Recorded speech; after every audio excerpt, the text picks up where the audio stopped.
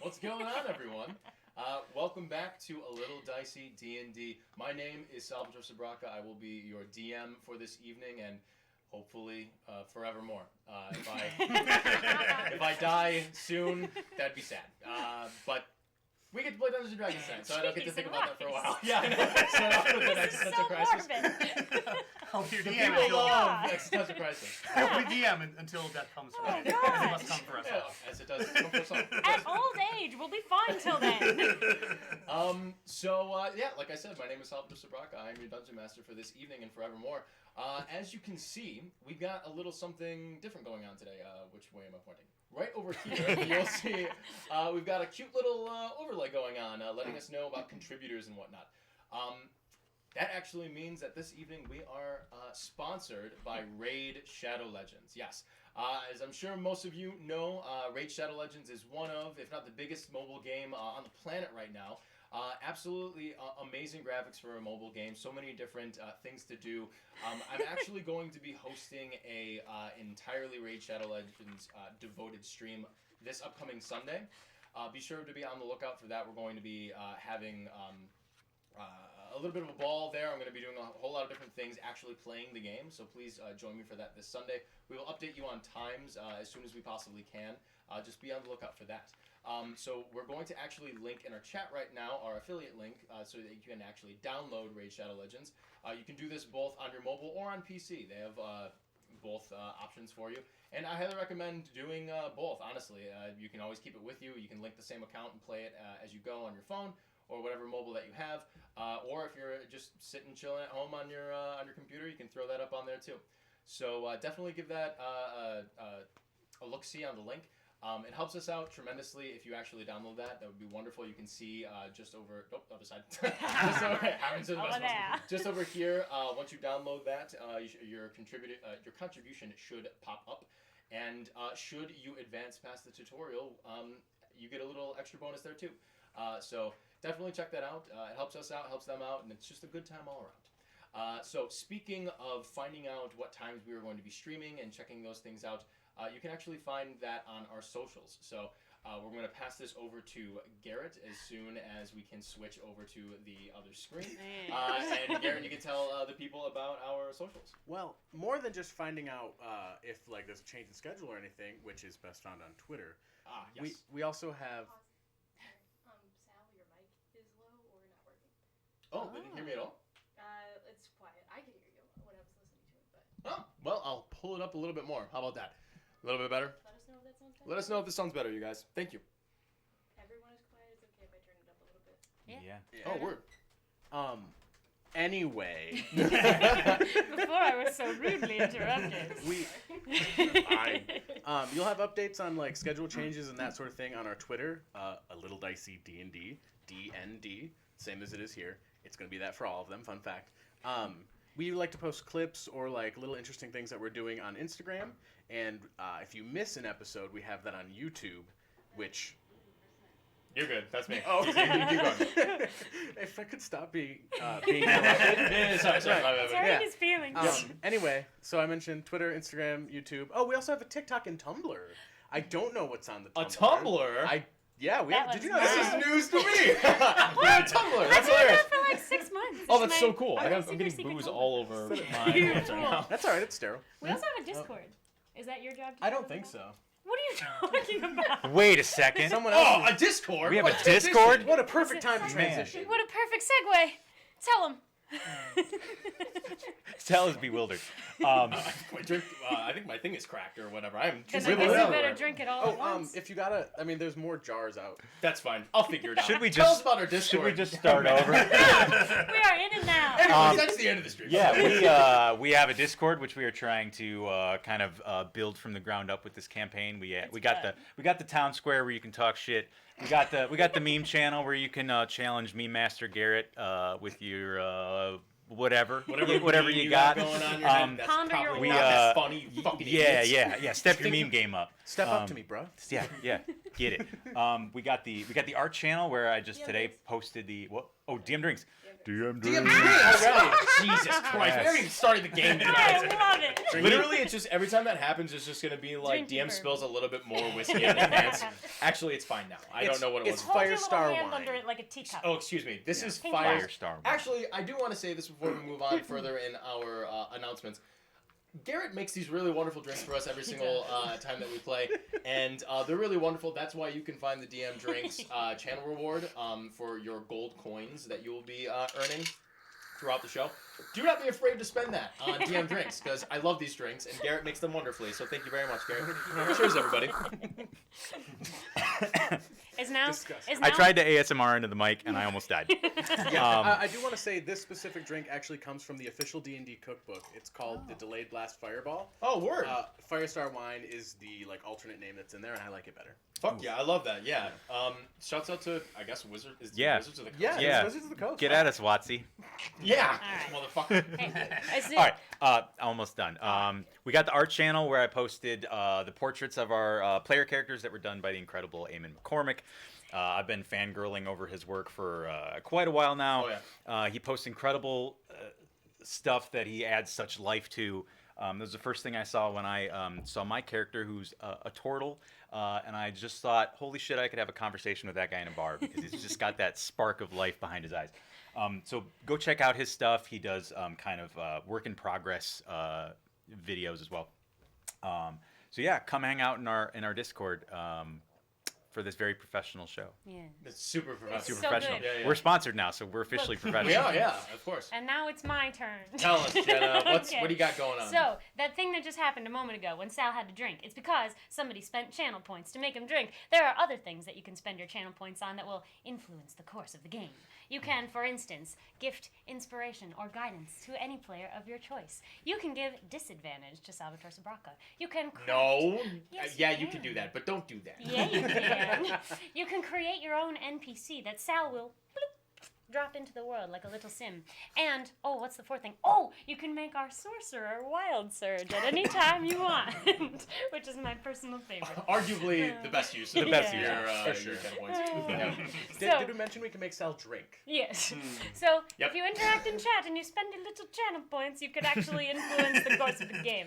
I think it's a lot of fun. Question: Answer. Can you hoard channel points from session to session, or is Yeah. it like Yeah. when you spend? Yes, you can. But Yeah. don't So. spend them. But don't. I'm Also, just asking. I know like it might be a dumb thing or whatever, but like they're called gold coins Oh, I'm here, so everybody. sorry. Show some respect. Oh my. The gold coins. Please spend them. No, very dumb, but that's No, what they're I called. like it. Oh, It's good. thanks. You're welcome. I thought so hard about it. And there's I been a lot figured of you did. deflation in Petrichor recently. There's so been they're actually worth a lot. in legitimately canon. I reduced deflated the our amount of economy. like gold that can be found in the world because I think that in D&D That's too people much are gold. giving out gold willy-nilly, and if there's one thing that I learned from last campaign is that I gave you guys so much goddamn gold, and it We were rich fucked as the fuck. game up. Rotted in our pockets. Yeah. So if you're kind of like an aficionado of Dungeons and Dragons or whatever, and like you're like in my home game I've got 57,000 gold pieces. Why do they have two? Yeah, and you're like, damn, Sal gives him 3 gold pieces for like doing something. Yes, I do. Just think of it like it's my game. Go fuck yourself. So, yeah, it's fine. I don't care. There's such aggressive channel announcements today. Just think Yeah. about it. Fuck you. Yeah, well, it's it. Join our fucking Discord. Holy We're, fuck. we're so Oh, nice. my God. We're really nice people. Really I promise. charming and Good stuff. friendly. I'm looking at Sal. Here. Well, guys. Did we do it? I think we did it. Oh, last thing. Big shout out to our 2 friends of the stream. Erin over at Little Bog Witch. She runs a really, really awesome stream all by herself. Plays a whole bunch of different games. She's a variety streamer. She's a wonderful dungeon master herself, and she's a really, really good friend of the show. So thank you, Erin, and please be sure to check that out. I believe Michaela just linked her channel in the chat. And then lastly, our sort of podcast conglomeration that we are a part of, Super OK, which Michaela, again, super on it. Thank you, Michaela, is linking in the chat. Super OK is a podcast about all things gaming and games, tabletop included. We have a wonderful little spot on their website, superokpodcast.com, that just re-uploads all of our videos. We have a fun little blurb about us on there as well. So besides finding our VODs on Twitch or on YouTube, which Garrett said earlier, you can also find our uploaded videos and past streams and uploads there. So yes, I think that does cover everything. Can we play D&D? Yeah. Yeah. Let's set the mood a little bit, huh? How about that? Ooh. How about something Setting the like mood. this? Oh. Beautiful. Isn't that fancy? Cool. Chat, if the music gets too loud ever, please let us know. Michaela will beat the shit out of me and I'll turn it down. Yes. Yeah. As We need is to get her right like a and just. wiffle ball bat or something, just like some reach. We don't need to do Give that. guys Michaela the chance to do violence. Wait. Michaela, give me my close-up.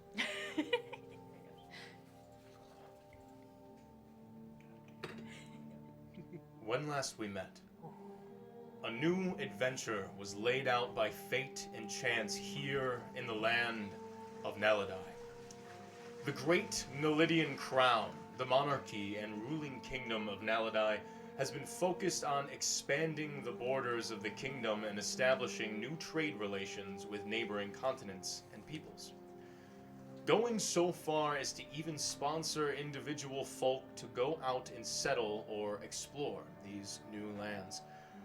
One such settlement being the little port town of Eodra, named so after King Eodrin I, King of Naledi. Here, 4 intrepid travelers crossed paths from the open seas to the little local tavern. There they showed their gusto and caused a bit of a scene that did not go unnoticed by the folk in charge. The owner of Hangman's Tavern, Hanger, and the governess of Eodra, Lady Solfrid, seemed equally annoyed as they were impressed. Recently, there have been reports of a great bird of prey stalking the livestock of the surrounding farmsteads that the native folk call Nanabush.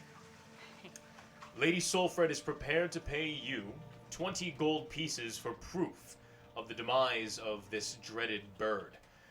The native folk of this island, the island of Moor, say that the presence of Nanabush marks dark times for this island. But who knows what fate holds for each of you now. After setting off from Hangman's, you all set out to gather more information from the local farmsteads, stopping first at the home and farm of Lorelei, a blue-scaled dragonborn seemingly of some wealth. You inspected and even spoke to her field oxen, who were assailed by a large bird while grazing in the fields. Needing to learn more about this dread bird, you continued northward to see about more intimate interactions that other local farmers may have had. But just after setting out, noticing something far away at the apex of the tree line, shift and bend the tree underneath it, Cassander, you saw a figure of grandeur leap from the top of a tall tree and sail, soar, glide out across the horizon. This figure spread its incredible wings, and soared away further over the Sockwood forest, leaving you be for now. You are all on your way to the Quinn farmstead, traveling the northern road away from town. What would you all like to do? Actually, I think before we get to the Quill farmstead or whatever, I know you're good in a fight. You're tough, and I know you floated up to the ceiling. Yes. And you've got some magic. Right. I'm very good with the blade. I don't know if you guys saw. I had a dagger out for a second. What do you both have offensively? Well, I do. I know a bit of magic. Fair warning. It can sometimes be a little bit unpredictable. You may wish to stand back a little bit once I start casting spells. Kaz does actually take a step back right now. Just That's not a couple, That's not a foot fair. or two. Kill takes a step forward. ooh brave. Wow. And you, Kiss? I like to keep my powers a secret until the moment when they're necessary. Alright, that's fine. I mean, you put that guy to sleep, I guess I can't really complain. It was pretty good, wasn't it? I was quite impressed, to be honest. Thank you. I was impressed with myself. I've never really done anything like that before. Really? Really. You're absolutely natural. Thank you. You're welcome. I appreciate it. I can keep putting. Well, no, I can't do it that often. Right, no one needs to sleep right now. No, So I that's know. alright. I'll save it for when it's necessary. I love the energy. Thank you. But how long until he would wake up? You think? You know, that's a really good question. Probably a couple hours, I suppose. He's not going to come after us, but we'll meet him later. But he will Wait. wake up. Well, of we course don't have he'll to wake meet up. later, do we? We don't have to do that. Oh, I think we should. It's terribly rude. To do what? What? To I don't know headbutt that a we man were too and then leave polite him to him alone in a before. bar. Well, I took him outside the bar. I know, but you headbutted him before that. I gave him one of these bad boys, and he'll be fine. I know, but I sort of had a date with him, didn't I? So I think it would be quite rude to just like ditch him entirely. I'm sure we can smooth things over. It was all some sort of misunderstanding, I'm sure. Right. Kiss, I don't mean to rain in your parade. We really fucked that guy up. Like, I'm not sure he's feeling it anymore. Well, that's not right. We'll get him back. Alright. It's also just occurring to me now that we also stole his goat. What do you mean? Well, I kind of had a connection, I thought, with Jeffrey, and we kind of decided that we would be. I knew I liked you. Yeah, well, I think he was going to sell Jeffrey and have him killed, which, is an option, I guess. But, I mean, Jeffrey seemed cool enough. I thought maybe he could hang with us. Did you set his goat free? Well, I tried to give him my room, but I think he ended up in the stables. I'm sure he did. He's a goat. But I feel like I kind of claimed him. And so if he were to go try to take Jeffrey back, I would have to consider that a bit of a, Like Jeffrey emotionally belongs to you now. Well, he certainly doesn't belong to him. Perhaps he's a free agent. The goat wants to live. He told me so himself. Perhaps I could consult with the goat to sort of better embody the role of goat later on if I have to play the bait. That seems like an excellent idea. I still think it's a good plan. For the bird. To attract it. What, we're gonna make... Wait, who are we gonna make look like a goat again? The one that already The one looks that like looks a goat. like a goat. For some reason I thought we were doing it to you. I don't know why. We can discuss that later. Well, Have auditions or whatever it is we decide Oh, we yes, want to that's do. right. Right, that sounds like a good plan to me. Anyway, to the Quinn farmstead. Yes, onward. Alrighty. Oh look, we're basically here. We arrived.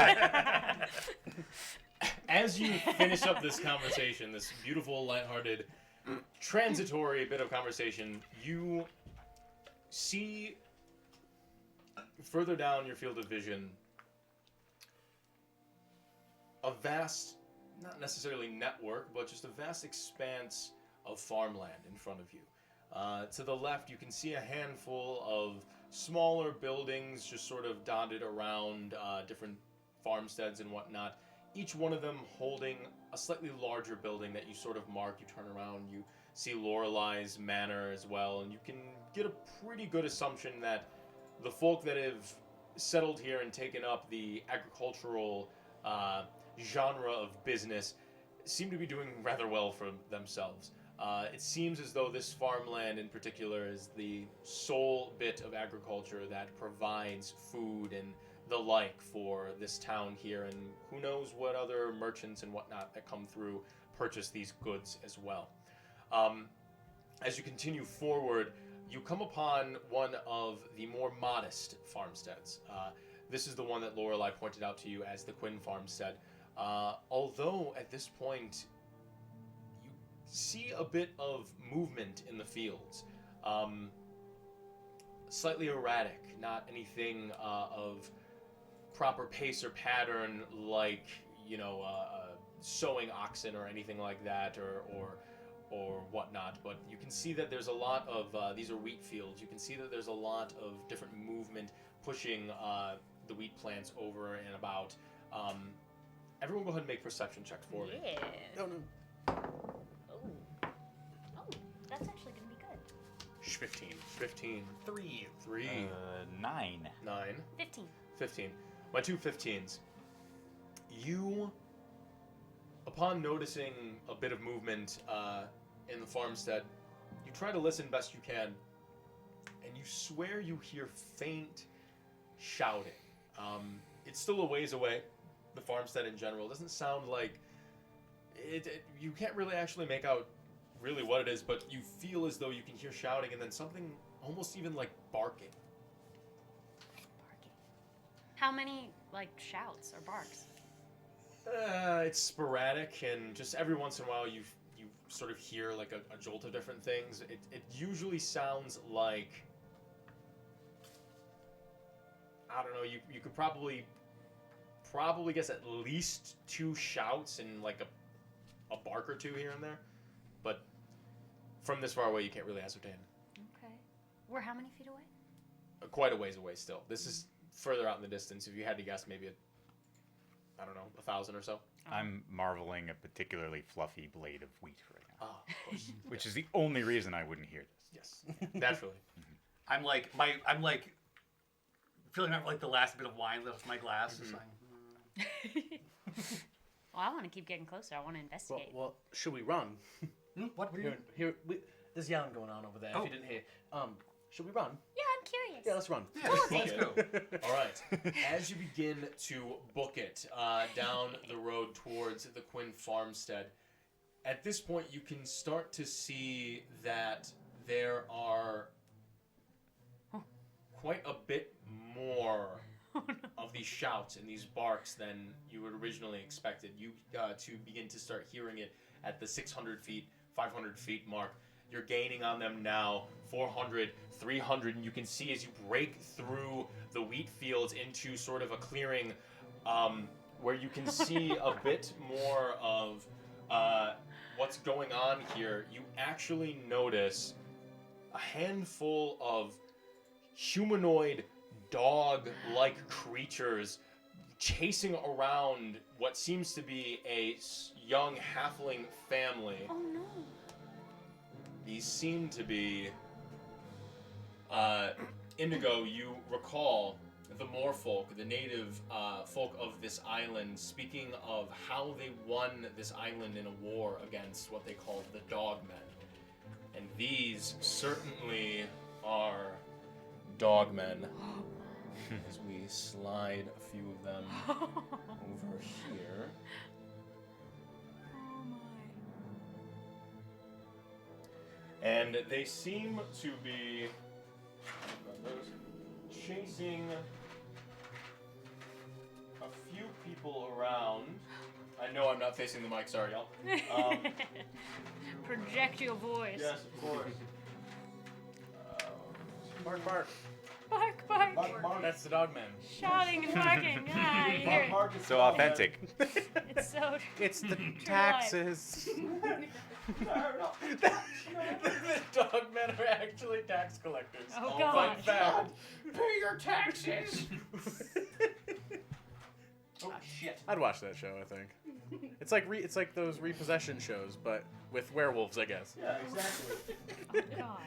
Here we go. Alrighty. You can see 4 halfling individuals running. Scooch the book forward, of course. Which way is forward? Forward for him. Oh, good. Yeah. Beautiful. Thank you, Michaela.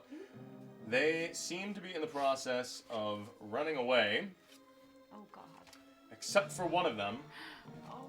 who is standing behind. You all are coming from just this way. You can see that there's a small sort of watering hole just off battle map, off screen, to your right over here, that this small little crick moves through. You can, you're invited to place yourselves on this map whenever you'd like. Are we on Obviously, you have this to- side or the far side? You're coming from this side. But on this side of the river. Crick. Yeah. So you can choose either side Okay. that you want. Since you're far enough away and you're moving on, you guys can split I see. and move Okay. that way. Sal, could you just place me somewhere on that Of side course. of the river? Thank you. course. Do we? Do I know anything about dogmen? Make a nature roll. If you can put me, and this is gonna be a pain in the ass, like on the corner. Right here. No, other corner. Yeah. 13. 13.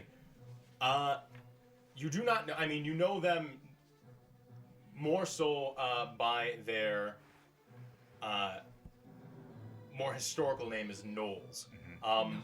You do not necessarily know too much about their culture or anything. They are native to the Maritimes, but you don't really have many interactions with them. Okay. Do I know if they're like Can you reason with them? obviously they're sentient, but yeah, are they like rational or are they like They're feral? sentient. They're not feral creatures. They have a culture. They are, for all intents and purposes, they're much like you and your people, just of different ilk, I would say. Beautiful. All right, everybody. You come upon this scene. They seem to be slobbering and yelping and barking, which is where these barking noises come from. And you can see just over here this young man, this young halfling man, standing with a short sword and a small buckler in the other hand, as he turns his shoulder and yells to seemingly his family, "Go to town! I'll hold them off!" And he just holds steadfast at the bridge, just ready to do his best that he can against these 4 gnolls. Each of them just leave them, take what you can, and they begin to move forward. Oh. I say, hey fellas, what's going on? Don't worry, mate. You're not alone. Go ahead and give me a give me a persuasion check with disadvantage. Friendly neighbor check? Yeah, friendly neighborhood check. That was a natural 19 and an 11, so that's 11. 11. One of them turns and goes, "Stay out of this. This is our bounty." Well, it doesn't seem like a terribly fair fight, is all I'm worried about. Well, it's nothing that you should be worried about. Be on your way, or you will be our bounty as well.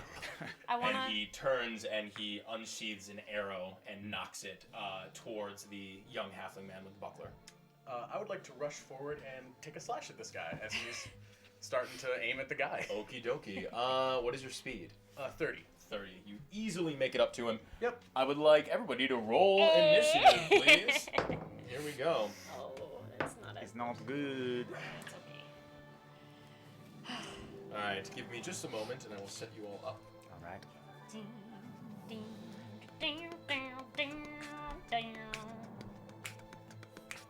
Michaela, how we doing in chat? Really good. Sounds good? Fuck yeah. Everything sounds really good. Hell yeah. I think I might have to do something with the Discord on break because the link is not working.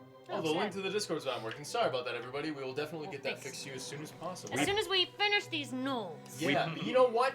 Before we do that, why don't you throw in a raffle for 1,000 points and we'll see who can get another one. Oh, you did another one? Yeah. Fuck it, let's Very do good. another Another one. Yeah, I want Another one. fucking go crazy. All right, so I'm gonna roll for my Knolls. Roll for gnolls. Yeah, if someone wants to give me inspiration for that initiative. Yeah, alright. I'm just kidding. I rolled a nat 1. Oh no! Now don't you wish you were a halfling now? Well, I still have 8. Oh, that's That still means pretty you good. are forced to leave the fight. Yeah. If you roll nat 1, you have to run away. Oh god.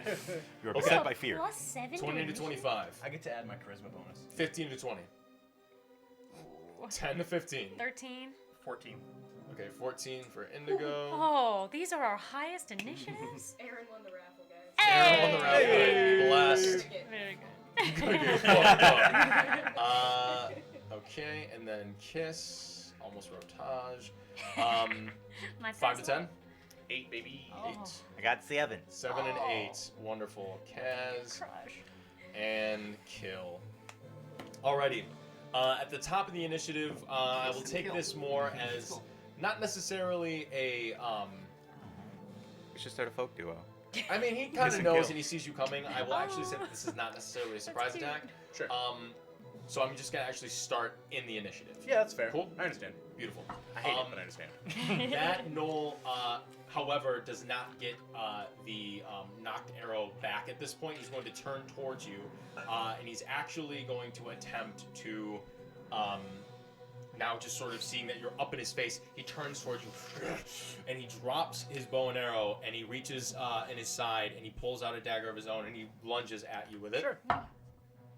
That is going to be a 15 to hit. Exactly what Exactly what he needed Yeah. to hit. Okay, that is only going to be...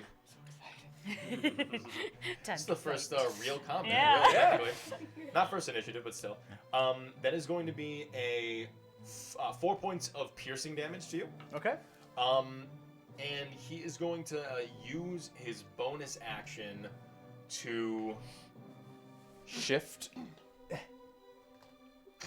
and die. He actually dies. No. Fuck. He uses his bonus action to shift back 10 feet.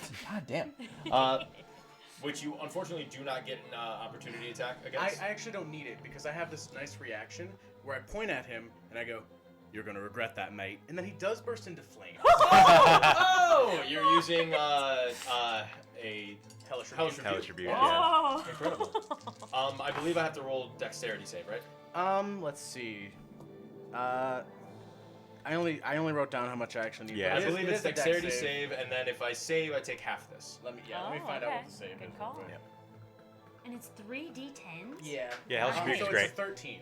13, gotcha.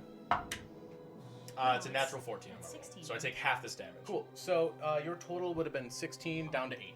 Down to And 8. as he bursts into flames, I am going to turn to the rest of my crew and be like, "I've never done that before.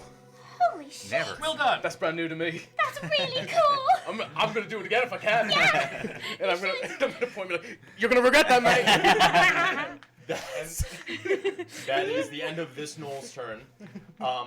Indigo, you're up. All right.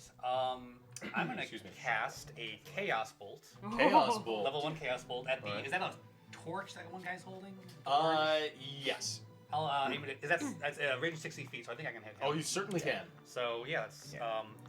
So do you want me to roll to see if I wild surge on every spell I cast, or? No. Okay, No, just no, let me know when you want me to surge. I will let you know. If I cast a level 1 or higher spell. So this is see if it hits. It's a 12 to hit. 12 to hit on that one hits. Oh, cool. Hell yeah. All right. So that's gonna be some math.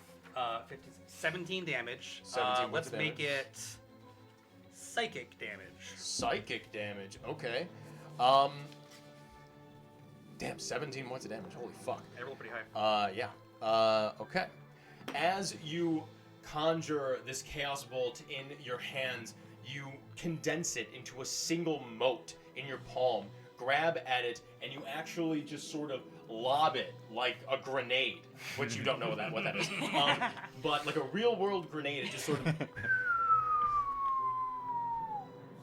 and hits this Knoll just in the back of the head, and it just and it just absolutely wrecks at this Knoll's mind, and he looses out a terrible barking and wailing, and just sort of grabs his head and just retches a little bit, and you can see, even from this far away, blood is streaming out of his ears and the orifices of his face. He's not felled yet, but you did a fuckload of damage to him, buddy, so well done. Sorry about that. That is You your, are being a bit of a dick. that is your action. Do you have a bonus action? Would you like to move? No, let's just stay where I am. All right. At the end of your turn, that same Knoll is going to turn and fucking run. Push over his friend. Bye. Another friend. Oh, Jesus fuck. Christ. Okay, here we go. And he's actually going to spend his action and dash, and he runs away. Bye. Because of how hard he hit. The other Knolls, seeing that one retreat, turn and say, You coward! I knew we shouldn't have brought him around. and the other one goes, He's my little brother. You don't even know what I've been through. And he goes, Suck it up. Kill these folk. Save the turtle for me. No, he's pointing with his claw. He's got a gun! No, that's terrible. That dog is a gun! Oh, God. That is the end of Strapped. I stay strapped. Always. Dude, I just spit all the way across the room. All the way, yeah. That flew past your That's head. very Yeah. powerful. It was such a powerful It spit knocked that the it mic knocked off. my mic away Good. from me. I'm very powerful. I am You are very very powerful. Your spit is so profound. Yeah. Jeez. Wow. Wow, we did some damage. I Uh-huh. blame Really, you today was for just this. This always take your happens. turn so I can fuck with my mic. What, always whose happens. turn is it? I think it's mine. Yeah, you, Okay. you got Yeah. I would know Are you, because it's gonna, my. are you gonna let us just Cassandra, freestyle it this? is- Yeah. Freestyle it. Whoever wants It is to your go. turn, Cassandra. It is my turn. I wanna cast the message cantrip on one of these gnolls. All right. Which And- one would you like to cast it on? One of the ones who hasn't been injured yet. And I just want to say inside his head, I am your god. If you don't turn around, I'll smite you to death, motherfucker. but in his head. I want. Holy fuck. I want you to roll an intimidation check. Fucking sure with advantage. Yeah. Okay, I think it'll be really God good. damn that. Holy fuck. Natural 20. So natural 20 plus 4, 24. Which one are you saying this to? One One that of the wasn't uninjured ones. So I The only I uninjured hear ones are the two preference. far ones, so pick your poison. far guy, I guess. This one right here? No, closer guy. This guy right here. Mhm. Word. As you utter this, this message into this Knoll's mind, you see his eyes widen, and he.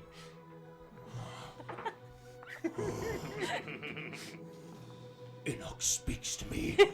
And he just sort of he sits there and looks down into the earth. And he looks at his brothers and he takes out one of his knives and he says, I am blessed upon this day. And he stabs into his own hand. He suffers. I did it. He did. I did He so good. suffers 4 points of piercing damage. I like And the idea of a he- god who calls you a motherfucker. And he takes the blood and he trickles it on his face, and he puts his bloody hands onto the ground and bless you. He actually begins to. You don't hear what he says, but he begins apparently to start muttering something. He's okay. And then as a bonus action, right after, doing this. Oh, very good. Right. I'm just going to turn to my new friend Kill and say, okay, dear, your turn. And I'm going to give him bardic inspiration by blowing him a little kiss. Take a d6. Hell yeah. I can use this on any roll? Yeah. Any, For the next 10 minutes, yes, except for damage. Ability check, attack roll, or saving throw. Okay, cool. Are we playing it in this campaign that everybody else can hear messages, or it's only in?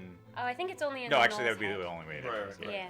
You do have to speak it, Yes. but Cassander You have to turns be able to aside, speak, but yeah, muffles, yeah. and then speaks this incantation to this Knoll who is not paying attention to her, and All right, I'm gonna Now say that believes my their god is my above. passive perception is almost for sure high enough that I'm like, she mutters something, and then all of a sudden this dude fucking stabs you himself. definitely are aware of what your party is Yeah. doing, and you're like, okay, Yeah. this guy, she's fucking with this guy. I look at you and I go, holy shit.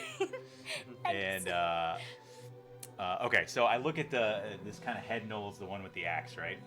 Yes. I say, you had me with it was none of my business, but then when you gave me the I'm gonna be your bounty, well, that ain't gonna happen.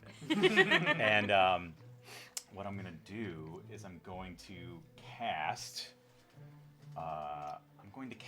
Actually, I'm sorry. Before your turn begins, Yeah. Kaz, I believe this is actually your turn. Oh yeah, because you had Yeah. 7, I had 8. Yes. Oh. Now that I'm looking at my. Oh, you just had a reaction so far. Oh, Yes. Okay. Yeah, my apologies. All right. All that shit I said Hold still that thought. happened. Yo, for sure it happens. Yeah. So, taking out his rapier, he rushes forward, and you don't have to move him yet. And he goes, "If you ever want to surrender, just raise a hand." And he like winks at him and gives him a little jab. Go for it. Which I assume you move up. Which one? I'm going to, but You'll don't probably move don't. back. Yeah, I'm gonna move back after this. Okay. We gotta show the phone. Yeah, I do it. Which one are anyways. you attacking, Garrett? The Axnol. Big bad booty daddy. And I rolled a 9. Ooh, A 9. As you rush up, this is with your rapier. rapier. Yeah. You rush up and you lunge, and you do so in a very classical way, in a very duelist way. And just as you've been learning and whatnot, and as you've seen, and it's worked many times, you just do a simple thrust, but with the speed that you do it with, you've always managed to hit. The the truly animalistic movement of this gnoll. He shifts his body in such a way, almost as if it seems he's about to land on all fours. He catches himself upon his knee, and your blade slips out of the way, and he completely outmaneuvers you. Right. Well, the good news is, as long as I make a melee attack against a creature, they can't make opportunity attacks against me. Yes. Nice. So, seeing him dodge, I'm gonna backpedal like 30 feet. Word. Yeah. So just Beautiful. and that's gonna be the strat. So. Alrighty. That's gonna be the strat. Kill, it is your turn.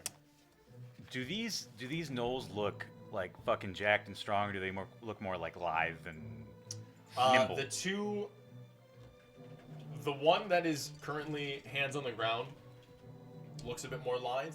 The other one next to him looks a bit more lithe. The halberd wielding one, Stronger boy. looks like more of a thick boy. All right. I want to. I would like to center. Let's see.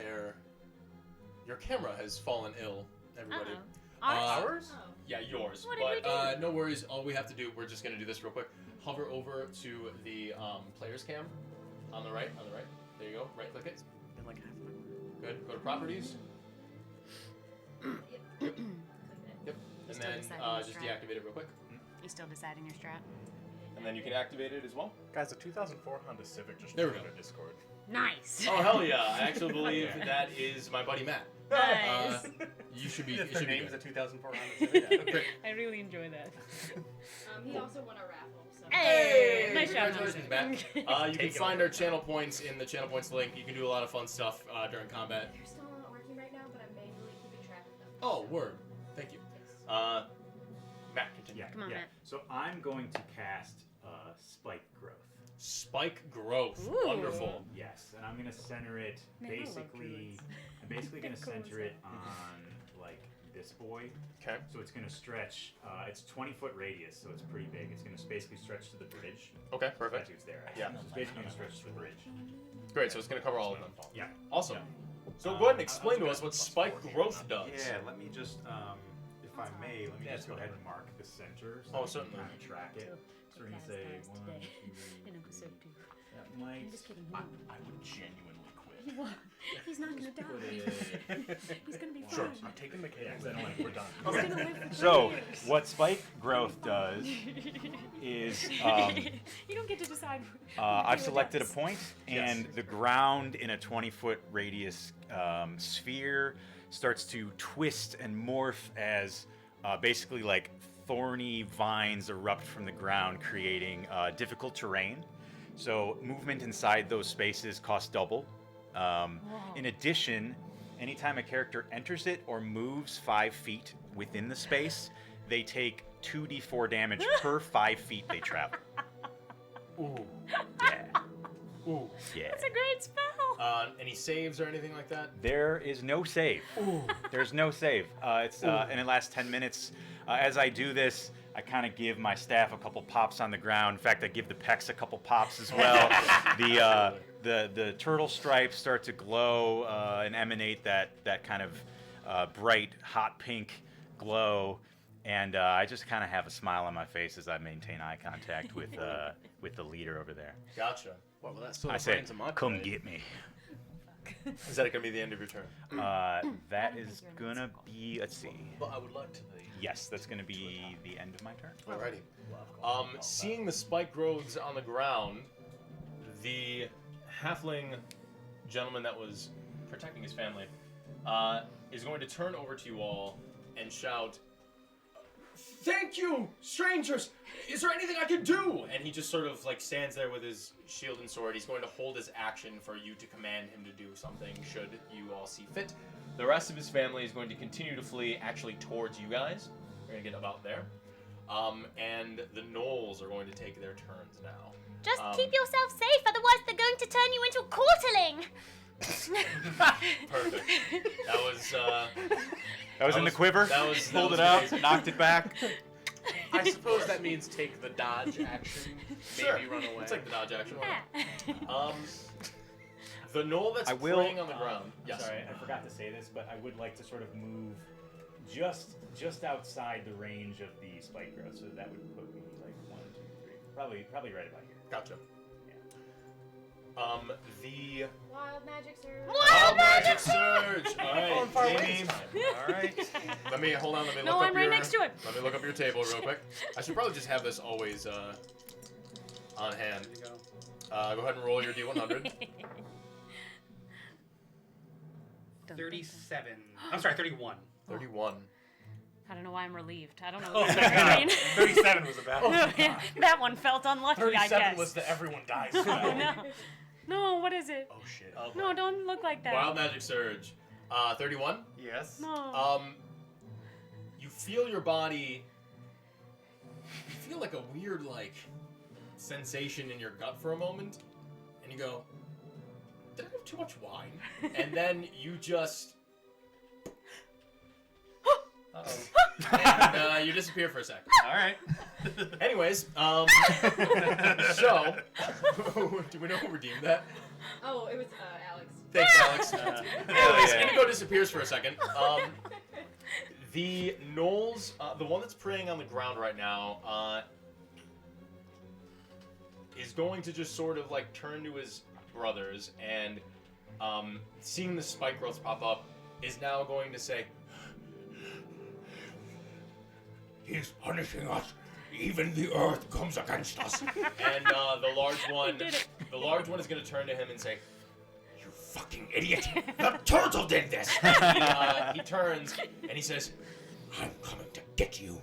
and he's going to use Come on. his movement, which is technically halved in the spike growth, Yep. but 5, 10, 15 is still enough to get all the way up to you. Yep. So he suffers what per? 2d4 per. Oh, wow. Are these Wow. individual rolls for each 5 feet, or? I mean, however you wanna do it. I'm gonna swap to get my d4 back. Yeah, I would. So then it's what? So he moved 64. 3, I think, right? Yeah, so Yeah, 64. Yeah, I'll just roll it real Go quick. for it. I mean, who doesn't like to roll dice? So true. I love rolling dice. 3, 5, 6, Yep. 7, 10, 21. How many? 14. Was that 6? Yeah. Yeah, 14. So he takes 14 points of 14 damage. Oh, you I were- think it's slashing. It doesn't probably matter. Got it. But, it's Got piercing. it. Wonderful. Wow. That's a lot of damage.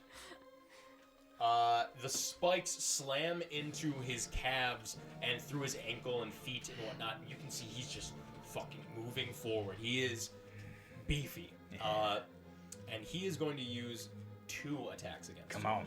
on. I don't know if this is the right time to say this or not, but I'd Yes. like to use my... It says when a creature you can see, etc., makes an attack roll, ability check, or damage roll, I can use my Fate Shear to... You would up like to that? use your Fate Shear? I'd Your like to. reaction to use your Fate Shear? Yes, please. Certainly. Yay! So I'm going to roll, and Yeah. then you're going to... So here's the thing. Mhm. I She does- believe you can actually wait to hear the roll that's from me true. and then decide Okay. if you want to use it. Oh, that's nice. She does that when the attack is made? So you can do After it it's after made, I but announce before- the... Yeah, okay. You yeah, can and then say the you number roll. and then Even I can before decide. that, just to add on top of it, I'm going to use my reaction. That when it gets within 10 feet of me, and then 5 is fine, doesn't matter. He has to make a Constitution saving throw. Constitution saving throw. Natural 3. All right. It's not that big a deal, so Love it's to fine. see it. Okay, so he rolled a lot of ones. It's Remember fine. you have Bardic Inspiration whenever you want to use it. Oh, true. Okay, forgot about that. That's fine. Go As he kind of gets close to me, the sort of you see that glow one more time, and suddenly emanating from the plant life on my back, a kind of slowly and then whipping into a frenzy is sort of a whirlwind of. It's kind of like a fine mist. But what it actually is my halo of spores. So he takes 1 necrotic damage. Point of necrotic damage. You see the growth of fungi on Kill's turtle shell shimmer for a moment, and those spores envelop this Knoll's nostrils and ears and eyes and mouth, and he begins coughing. And you can even see just a little bit of red spittle out of his mouth. Nevertheless, with the 15 points of damage and all these things, he is still standing. He's a big, beefy dude, and he is still going to use 2 attacks against you. The first attack. That is going to be a 20, not natural. Okay, that hits. Would you like to use your reaction for Fate Shear? Go for it. Let's see. Oh, it only subtracts 2. So that is 18. That turns it into a miss. Really? Your AC is 18, correct? It's 19. It's 19. So, as he moves in with this large halberd, he moves in for a really strong two-handed strike downwards.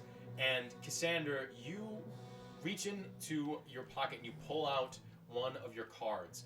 And you just sort of flick it in the air and it spins, disappears for a moment, and you see a bit of shimmering arcanum around this Knoll's hands, and his thumb slips for a moment, and and the halberd drops to the ground, and he misses his attack. The card reappears back in your fingers, and you pull it down. Hell yeah.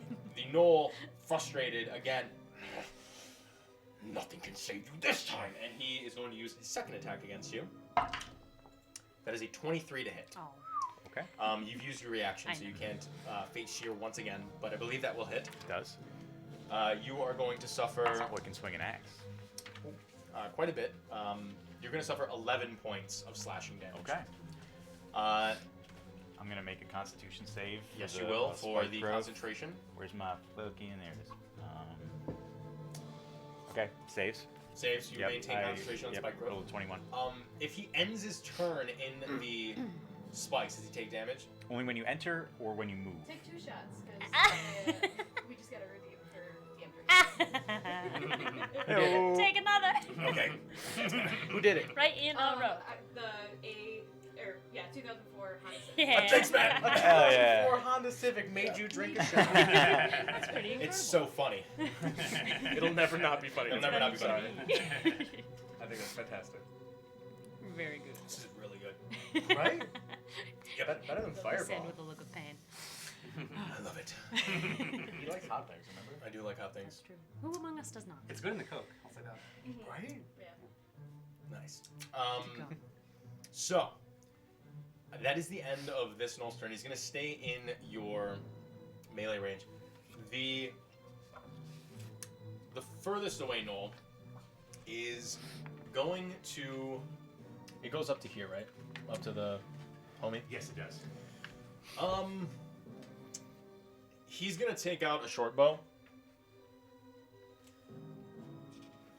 How much further back does it go? How much So further it back goes does 20 feet, so it'd be 5, 10, 15, 20. 5, 10, 15, 20, like this row. Got it. He's gonna move 5, 10. Is it all the way out here? Yep. 5, 10, 15. Okay, no, he's not gonna do that. He's gonna back up 5, 10, 15. So I think that It should be just 2. 10, 15, 20. So he moves 2 out, and now he's out of it. Okay. So he suffers 4 44. d4. 44 damage. Whoa! Dang. Wow. You'd think that'd knock him out. 9 piercing damage. 9 points of piercing damage. Word. This guy fled. He's going to knock his short bow, and he's going to attempt to fire it at you, Cassander. But I'm just a little girl. That's really mean. You bully. Frankly, you're being sexist. Not. Oh, he's actually in within 10 feet of our halfling friend. Our halfling friend is going to use his reaction to intercept him.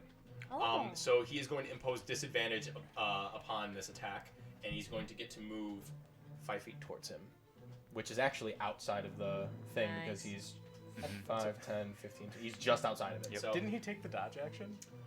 he's using a reaction. No, no. Oh, to hold his the round expired. It's just funny that he's like, dodge action. I'm gonna get closer to this guy. Yeah. That's what, yeah. I like it. So disadvantage on the attack. Thank God. Yeah. I rolled a natural 19, and then I rolled a natural 20. So For the halfling. no. For the Oh. knoll to loose an arrow. Oh, no. So 19 plus the modifier, that's going to be 24 to hit. So that's going to hit you. You're going to suffer. Where are we? Right here. Oh, not a lot of damage at all. You're going to suffer 4 points of piercing damage. Fair enough. That is going to be the end of that knoll's turn. Ow! Kill, we completed your stuff. That's going to bring us all the way back up to the top of the initiative with Indigo. Indigo. Did those knolls go at the end of initiative? Yes. Okay. Indigo. Where are you? You sort of blink for a moment, and for like a second, you look around and you just see an endless plain of wasteland and terror, bones under your feet, blackness in the sky, raining fire around you. And then immediately you blink again and you return to this plane. He just got back! Oh boy. Okay. You got it, buddy. Oh no! Oh my god, I love it. I just went to fucking hell. And now he's back. Welcome back from hell. 28. 28. That's close to 31. What does it mean? What does it mean? Ooh, this is fun. Oh no. You feel a surge of energy that you have never felt before. It's almost as if anything that would take you a few moments to do now only takes you half a moment. For the next minute, all of your one action cost spells are now a bonus action. Oh. So you can choose to do an action or bonus action to cast any one of your spells. Can I still only cast one spell? You can cast 2 spells around as long as one of them right now is a cantrip and the other one can be a leveled spell. Okay. So you can do any spell as a bonus action, and then another spell as an action. Okay. You are powered by going to hell. Yeah, hell is good. Yes, the devil gave you power. Hell is good. Where's that knoll with the short bow? Right here. Okay, that's more than 60 feet, I assume, right? Let's see. I'll move closer if I need to. 5, I can 10, move, 15, 20, 25, 30, 35, 40, 45, 50, 55, 60. Oh, Exactly Oh, 60 nice. feet away from you. Well, I think I'll still move. Oh no, actually. The devil gives you strength. Wait, what? Did I get the wrong range on I'm just gonna tweet Hail Satan from. Oh, Castle's actually 120 feet. Oh, nice. So yeah, we're good. Well, no problem. That's okay. literally anywhere. Yeah, I'll do a chaos bolt on the short bow knoll. Do you want to use an action or a bonus action to do that? Let's have this be an action. Sure. Make an attack roll. 19 to hit. Certainly hits. It's gonna be 9 damage. 9 points of damage, alright. Let's make it fire damage. You loose another molt, this time more like a fastball special, and it spins around and nails him in the abdomen, and he welps, and it burns against his leathers and sears into his side. Still standing, but you can see at this point blood trickling down his torso, holding at it, nearly dropping the bow. The halfling gentleman just in front of him, sort of getting in his face, trying to mess with him best he can. This one is looking very rough. And then as a bonus action, do a mind sliver on him. Mind Sliver, I believe that is a intelligence saving throw? Yep. Save is 13. Ooh, natural 18. Okay. Then yeah, no effect. Alrighty. Great. Brain melter. Alrighty, that is going to be the end of your turn. Cassander, you're up. All right.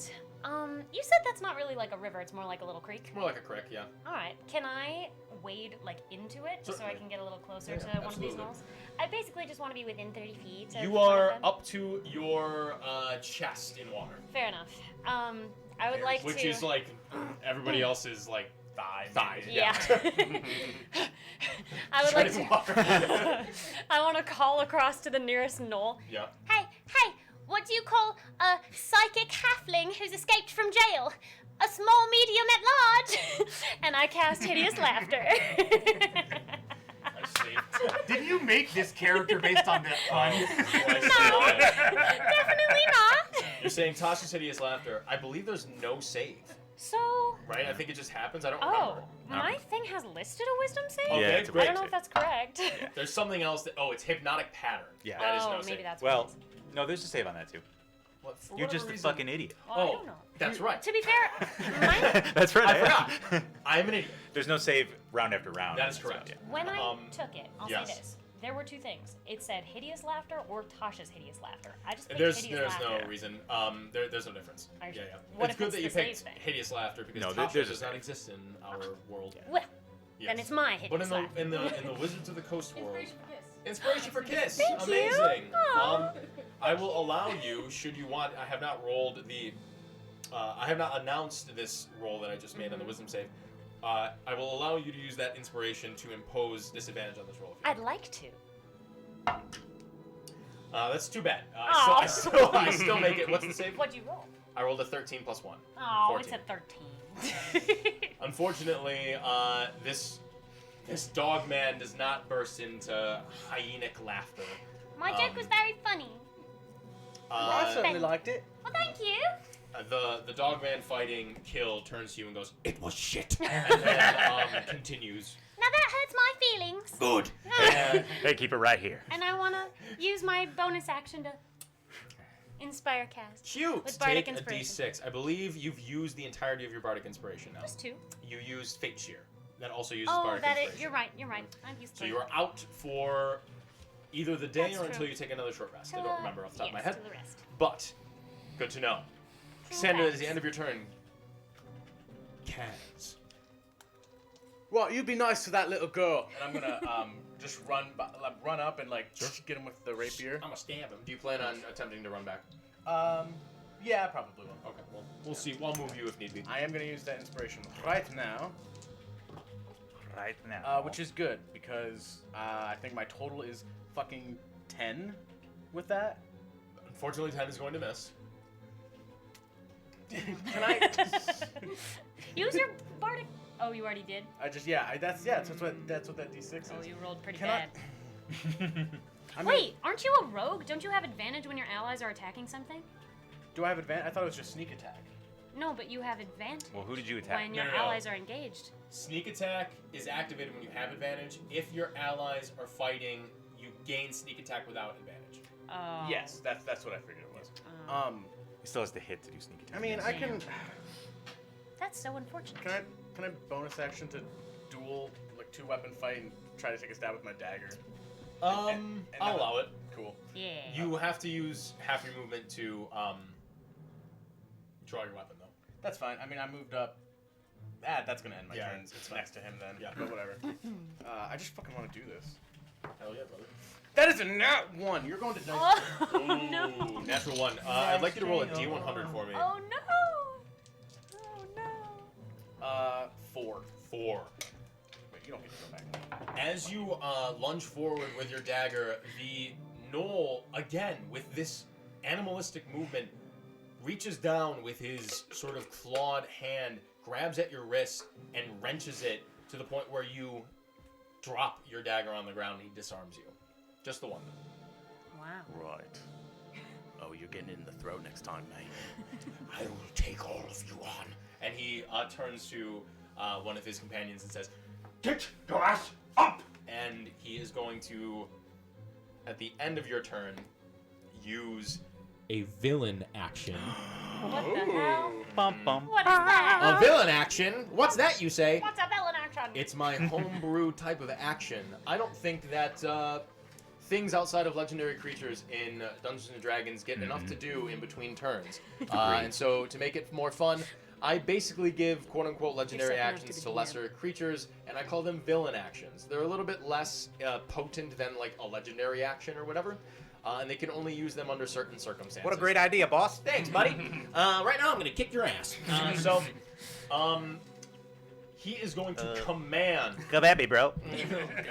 I'm a turtle. Yeah, you got He's a little going to something on your nose. command Just a little bit of his brown something. homie to get the fuck up and move towards you. He actually can't get all the way there with his movement. And But how Isn't many? he gonna take a suffer bunch of damage? He will suffer 6d4 points of piercing damage. Yeah, you will. Ooh. Holy fuck. Did you roll 4s on all these?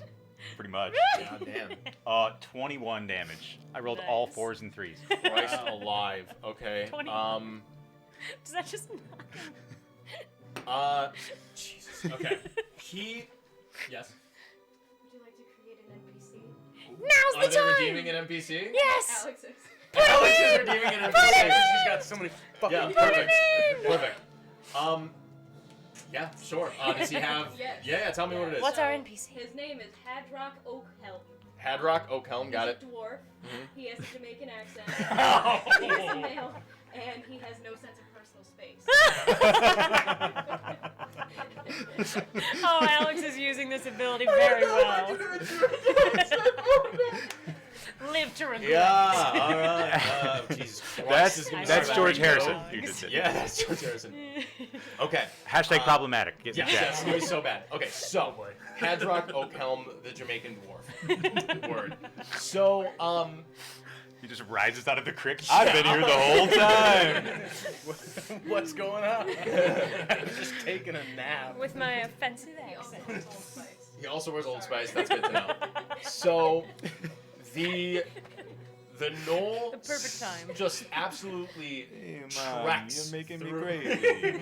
He treks through the spike growth, and it is just rending his flesh to the point where he almost doesn't even make it to his feet. It's piercing his hands and arms. He finally stands up at the end. You can see he is almost like bound by the will of his leader here, and he's just sort of like standing there, barely able to stand up, legs shaking, bleeding all over. I look at him as he enters my my space, and I say respect, and I deal him 4 points of damage.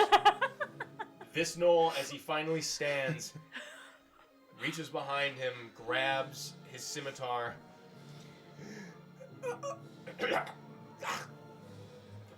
and falls, breathing in The deadly spores around you, and dies at the command of his master. Back to you now. Now, is Kill. Hadrock gonna be friendly? That's fucking terrifying, mate. That was really good. That was really scary. Wow. You're all terrifying. I'm way too close to you. That's why they call him Kill, I bet. It's a good name. You've been out here for a long time, haven't ya? Old Hadrock is here. You all can take a breather. And you see... It's decent! Thanks, guys. Thanks. I appreciate that. Fuck you, Alex. We're definitely buffing the shit out of that one. Can't be whatever the fuck it was before. God damn, that's so good. Holy shit. And you can see, actually, I will grab a... Give us our Jamaican dwarf. I know you have the mini for it. Yeah, I'm sure I got a... Wizards of the Coast number 239, Jamaican dwarf. Oh, he's coming with us. Oh, he's the newest party. I don't care if he's a hostage. I'm taking him. Hold on. Bring Hold on, give me 1 sec. You've used all your shorties on the board already. I know. I found another one. Give me a thick dwarf. I wish I could give you a thick one, but unfortunately right now I cannot seem to find a thick bad boy, but we're gonna do this guy rising up out of the mud. What? Seemingly Hell yeah. taking a snooze in the pig pens. This odd dwarf naming himself Hadrock rises up and grabs just a handful of pig shit and then runs right up behind this knoll and just smothers its face in pig shit. The knoll is going to attempt to break the grapple with a natural 4. He does not. This odd dwarf just rises up and grapples this thing, and you see the halfling say, "Oh, Hadrock, I didn't know you were here. I thought you left." And he says, "Don't worry, brother. I'm always around when you need me most." And he says, "I'm so glad I hired you, you fucking weirdo." And you see him just smother the shit out of this knoll with pig shit. Hell yeah. Shouts out to this guy. Thanks, Alex. Thank you, Alex. Okay. Thank you, Alex. Don't remember whose turn it was. Bottom of my heart. It's mine. Yes, that was the in-between. That was the villain action. So, Cassandra, it is now your turn. That dude used the villain action to die. Are you after me? No, I'm before. Or I'm before you. Who I just haven't went? gone yet. Indigo went. That was Yeah, my Indigo reaction. went. Now it's Cassandra. Yeah. You haven't gone yet. Oh. Wait, did I? Did you go? No. Here's what happened, okay? Perhaps Tell I me. got So, he came back, Kiss had her you turn. just went. Oh, I did just last. went Yeah, you and just I went. missed. Oh, you're right. It is So it's Kill's turn. Yes. You're right. Yes. It's you. Hey. There was I see so what much that went on in between There's been a things I lot. fucking forgot. I just wanted to be known that chat called him a Deus Ex Hadrock. Yeah. Yeah. It's perfect. Grandma, God there's from the the Nolan Hadrock. picture. Yes. God from the Hadrock. That sounds All right. really good.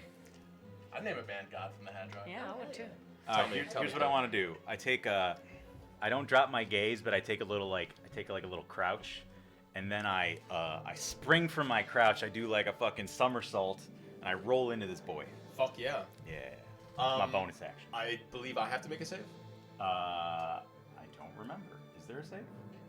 Oh, there is a save. There's a Yeah, save you make a save. Let to me look push up. me, I believe, It's a right? strength save. Yep, and it's DC 14. Natural 1. Good for Oh, you. he's gonna get impaled. Go ahead and roll a d6. All right. That is I guess that was cocked. 3. Add your strength modifier. 7. How do you want to do this? What I want to do, as I crouch, Our first kill. and then as I spring forward into like a flying somersault, you can see anime style the ground beneath the balls of my feet fucking flies back. Fuck yeah. And yeah, I do like a tuck and roll. My shell crams into his like face and chest, and he goes flying back, gets shredded in the thorns. I love it. As you launch yourself forward, the earth under you is kicked up, and you spin forward, ducking and sort of tucking your skull into your shell, launching yourself like a missile, like a cannon out of a cannon, like a cannonball out of a cannon, rather. Like a cannon. Yeah. Shot out of a Cannons bigger inside of cannon. Your very skull slams under the chin of this dog man, and you can hear the crunching of its teeth slamming against the top of its jaw as you hear the neck snap and crack as it falls backwards, slamming through onto the ground of spikes, impaling it through the arms and body as it sort of twitches, and blood out of its mouth to stillness. And also his dies. kids are watching this Oh happen. no, that's terrible. Right, good teamwork, Kill. No. The other knoll, you can see as it's grappled, the young halfling runs up and slashes at its innards as they pour out before him, and as this knoll is choking on pig shit, it's attempting to get its innards back inside it as Hadrock the dwarf just sort of wrenches behind its neck and looses this knoll from Hadrock. the earth. By the way, Hadrock, don't mess around, brother. By the way, as I the trajectory is such that I'm in the air long enough that just before I land back on the ground, I've released the concentration and all the vines curl back into the. That's so cool. Beautiful. Alrighty, I everyone. think we smoked him. You guys did smoke that. We all did a great job. That was a good fight, though. Good We show, had to do a everyone. lot. Right, We yeah. had to be kind of clever. It wasn't easy, No. but we prevailed. Is the body still there, right? The bodies are still Yeah. there. Yeah. I just reach down, I give him a little pat on the side of the cheek, and I say, good try. I'm gonna start going towards the halfling and Hadrock. Sure. Right. Tell me the good guys, please. Well, I be just doing work for coin here and there, but people call me good, people call me bad. That sounds You good can enough just to call me. me Hadrock. And the halfling says, oh, thank you. My name is Mallard. I run this farmstead, Mallard Quinn. That's my family, and he sort of points over by you, Kiss, and Indigo, and you can see now they're all just sort of cowering behind their mother. We were just working on the day's work, and out of nowhere, these gnolls just sort of came up from towards the shore and just started assailing us, telling us to, leave our things behind and whatnot, and they were gonna take my family, and I don't know, they were saying stuff about pillaging and bringing things back to their captain and all these things. And I'm just so glad that you all came around. And Hadrock, I'm glad that you're here. I thought that you'd gone back into town. And you see the dwarf just sort of shrug and say, I got tired. and he just sort of, that's it. And Mel says, yeah, you get tired a lot. Oh, shit. Who are you all? I come climbing out of the river and like wringing water out of my clothes. Hi, I'm Cassandra. Nice to meet you. Your name's Mallard? Yes, Maylard. Maylard. I'm sorry. It's all right. Actually, you're just the family we were looking for. It's good that we've run into you. Oh, well... And not just because he's still alive. That is good in general. Yeah, yes, Von May is with us today, for sure. May I ask... hold on a moment. And you see Maylard move over to his family, sort of take a few moments. I'm Kaz, nice to meet you. He takes a few moments to sort of get them calm and everything like that. He speaks to his wife and tells them to head back inside and just sort of make sure the kids are okay and everything. While he's doing that, where I've been fighting basically in this one spot, I'd like to use Druidcraft to have, through my movement, these spores are flying everywhere. I'd like to use Druidcraft to have some of those spores fruit, and so it creates kind of like a fairy ring of mushrooms comes up surrounding the body of the fallen gnoll. Lovely. Nice. You do so. And as you know of the ancient stories and what they tell of these dogmen coming from the earth and populating the lands and islands from whence you came, so too they must return back to this earth. And you usher that process along just a little bit and add a bit of grace to their less than graceful departure. We all return at some point. Maylard at this point has ushered his family away and made the situation a little bit more calm for his children and whatnot. Before she leaves, his wife just sort of nods her head at you all and just says, "Thank you. Thank you." And she leaves back into the homestead. Maylard at this point sheathes his sword, knocks his buckler back behind him, and says, "Haven't had to use those things in quite some time. Didn't really get to use it actually at all. Kind of glad that you all came along because I don't really know how things would have went. Sorry, you said you were looking to speak to me. What can I do you for? I owe you, obviously. I'm sorry, I don't have much really. A lot of my I mean, you're free to have this, harvest as much of my crops as you can. If you find me in the marketplace, I'll give you whatever I got going on. It's on me. I just don't really have anything to offer you really much other than that. We just sort of settled here not too long ago, and this was our first harvest coming up pretty soon. So you guys saved not only our lives but our livelihood. I'm indebted to you, really. Is it all? Sorry, you said your name was Cassandra. Sira Castellani. Oh, Kaz, if you're feeling spicy. Kaz. Indigo, pleasure to meet you, Doc. Indigo, it's a pleasure to meet you as well. And yourself? I'm Keel. Kill. Thank you all. It's been a long time since I've seen anyone do the types of things that you all could do. Is there wheat growing around here? Or are there other crops growing? There are around other here? crops. In this patch here specifically, there's a myriad of different vegetation. Mostly the outward. You see that this is probably mostly what he brings to market and not like bulk sales or whatever. Yeah. That's the wheat usually, as far as you can tell at least. This you can find in a myriad of vegetation. I just walk over. I pluck like a radish. Oh, sorry. Pop it in my mouth. Please help yourself. Absolutely. You said this was your first harvest. Yes, we only recently settled here. We came in the last sort of group of sponsors from the crown. No way. Actually, now that I think about it, I'm pretty sure we're expecting more sponsors pretty soon. When did you all get here? I'm one of them. I just arrived. Wonderful. On the Oh, okay. I haven't been to town. Did it Did it happen recently? Oh, just this morning, I think. Shit, I missed it. I meant to bring a couple things in for the people who are arriving to see if we can catch them early when they were around. But since you're here, like I said, feel free to pluck what you'd like. Radishes are always abundant here. We love them in our dinners and whatnot. So whatever you'd like, it's yours. Try not to take too much though. I still have to feed my family. Of course.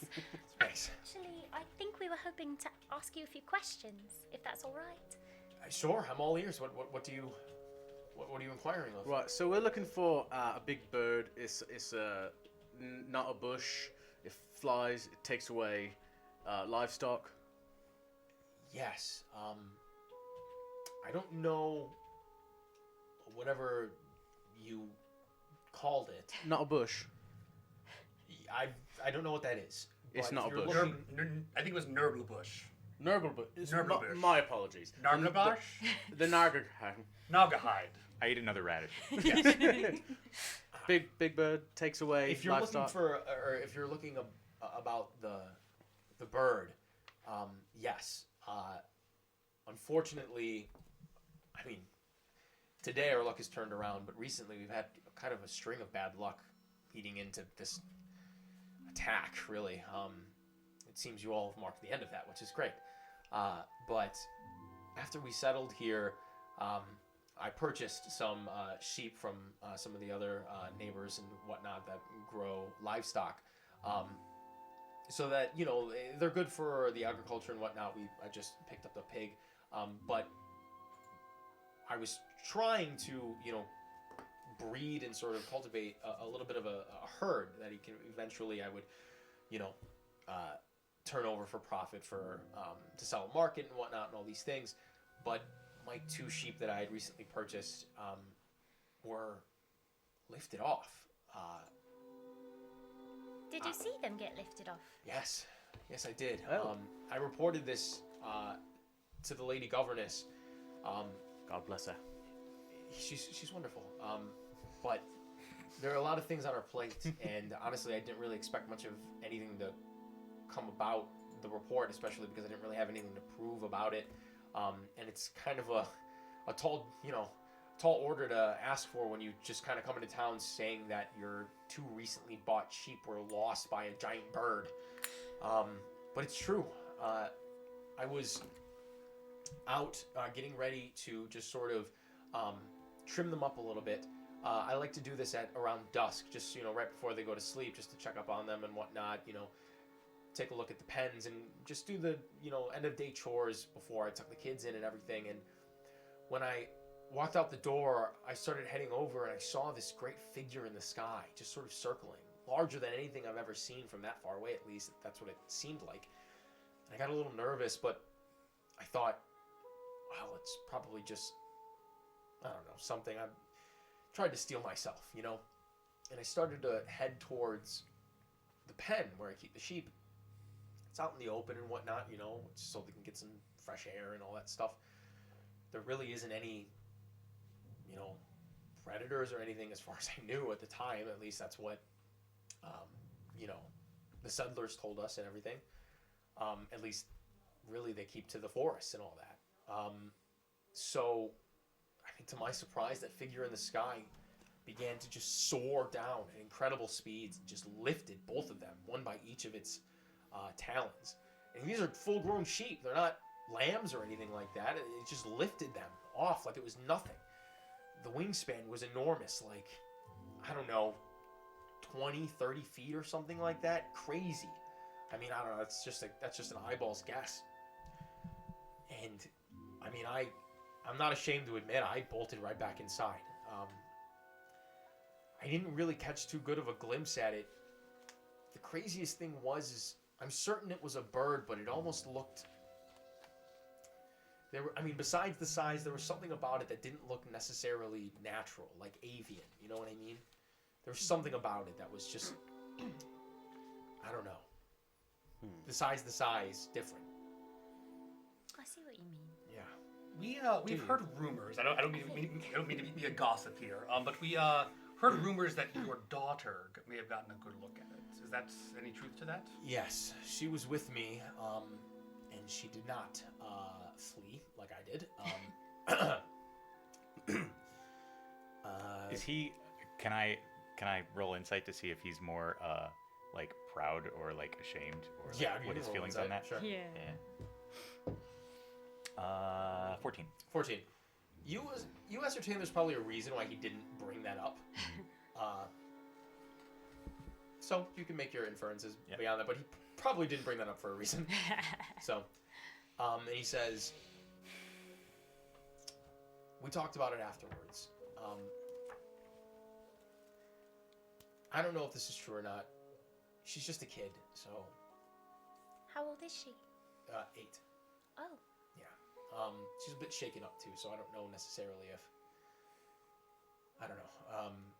But she said it looked like a big bat, like big bat wings. I didn't get that good of a look at it because I was running away, and my instincts took over, and I didn't even grab her hand. So thank the gods she's alive.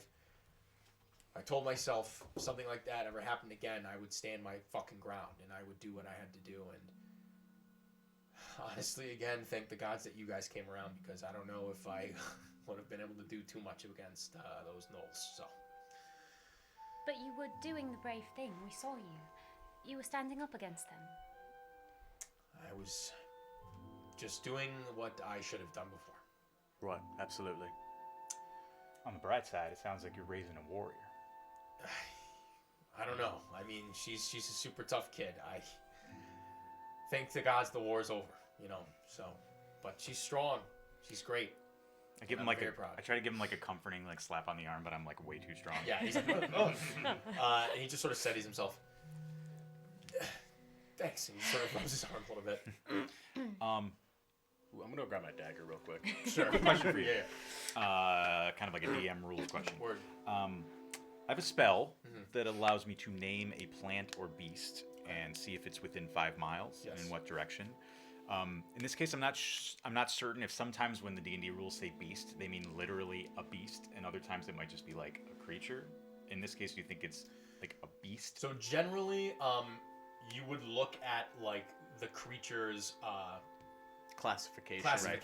Which to me is fucking dumb because I'm a player, not the DM, and I don't know if Nanabush is a beast or not. I don't know what it is. Right, you don't. Right. Anyway, that's fair. True. Worst case, you try it and it just doesn't work. Yeah, my guess would be monstrosity at this point. Hard to say. Possibly aberration. Seems like a depending on how super bat-like it is. arbitrary distinction, but you're right. That's why it's a game. That's why it's a game. Yeah. All right. Cool.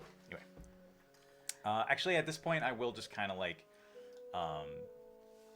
pluck one more radish, pop it in my mouth, take a seat, and I'm gonna start trying to cast as a ritual, locate animals or plants. Locate animals or plants. And I will be trying to. I'm going to describe, because it says describe or name, so I'll use both the name. I'll kind of just sort of like, for lack of a better word, prey on it, thinking on the name Nanabush, but also the descriptions that I've heard. You know, I kind of have my hands in the fields, and I'm just sort of like trying to commune with nature. And if that creature is within 5 miles, I learn the direction and distance. Wow. There are so many animals. You close, well, that's specific. It's specific. I know. You close your eyes and you touch the ground and you feel the expanse of life underneath your fingertips. And it stretches out even into the skies above you. And you feel hundreds of life forms around you. Your companions nearby, the rodents under the bush to your left, the small flock of birds flying overhead you right now. And they all fade away until you get an overwhelming sense. 2 miles northeast, a great creature stirs on the forest floor. Do do I sort of see it in my mind's eye, or I just know that it's there? You know that it is there. I sort of come out of my trance and I go, fuck, I love doing that. What do you do? You ever just hear the voice of nature in your mind? Yes, all the time. Yeah. Not on this wine. No. Pretty great, huh? Yeah. Well, I found our bird. Really? And I sort of just like I point off in the southeast direction. You said southeast. Right? Northeast. I'm You sorry. do that the whole time. Why did we come here? Well, we wanted It turned out well. I'm glad you're okay, Maylard. But Thanks. why didn't you do that before? Do what? Whatever you just did that let you know it was over there. How long have we been walking today? Would you say? We only walked From like 10 when feet you left from town, or from when you left Laura? From when we left town. Not too long. Walking, it took you maybe 20, 30 minutes to get to Lorelei's, and then another 15 minutes to get to the Quinns. But you spent a good amount of time in Lorelei's. Well, see, here's the thing. I could have done it, but I came here for adventure, and I thought I'd, kind of ride the wave. You know what I mean? No, I appreciate that. Things have to be done at the right time. Right. Plus, I'd never been here before. I didn't know how big this island is, and it's kind of limited. I can't kind of sense the whole world at the same time. That'd probably melt my brain. Right. Okay. And so it turns out that it's 2 miles away in that direction. Well, I suppose we don't need to speak to the daughter then, do we? Do we? No, but I'm not. Do you all feel ready to go and track it down right now? Yes. Oh, really? I feel like $1 million. And there's like a big old gash on my arm. I do. Darling. I was gonna say I touch your face, but I can't reach your face. So I guess I'm gonna grab your hand. Probably, maybe. No, I'm gonna grab your hand and I'm gonna cast Cure Wounds on you. Okay. Oh dear. Feel better, dear. Sal, I apologize deeply.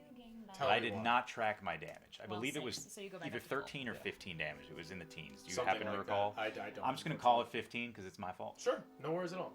As that wound on my arm closes, I'll be, you are a damn wonder, Kiss. Do you know that? Thank you. I'm really slightly good at a lot of different things. Close a big old gash on my arm. I'd say that's pretty good.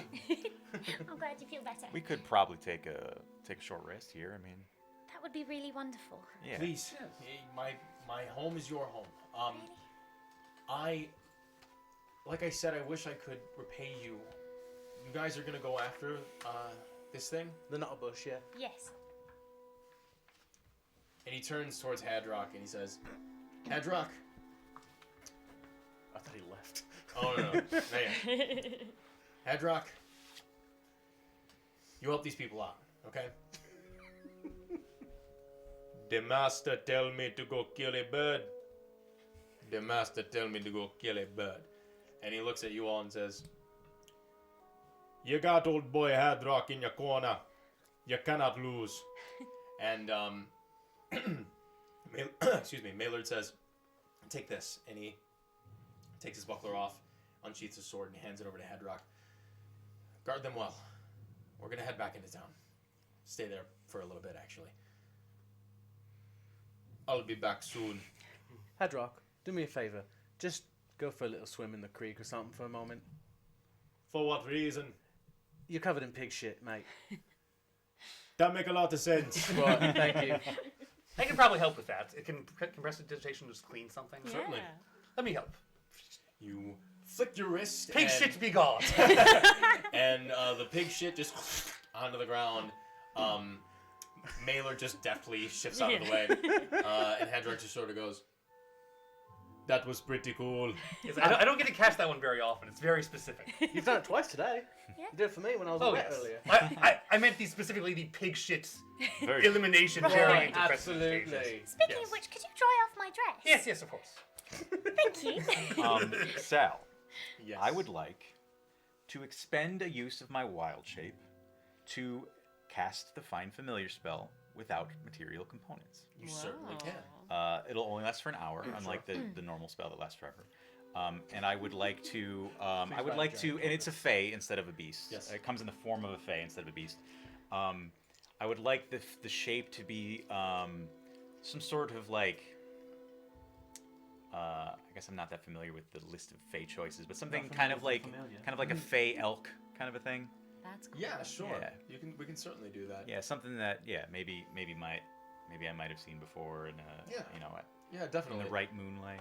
You do this like during like your short rest or whatever. I'm gonna actually. I just want to do it right now. Oh, sure. Yeah. Okay, cool. Yeah. As you gather some of the nearby vegetation, you begin to actually take out a small bit of flint and tinder, and you begin to light some of the vegetation that you pick up, and kind of spread a bit of this natural incense around as you begin to mutter an incantation under your breath, and you infuse your natural,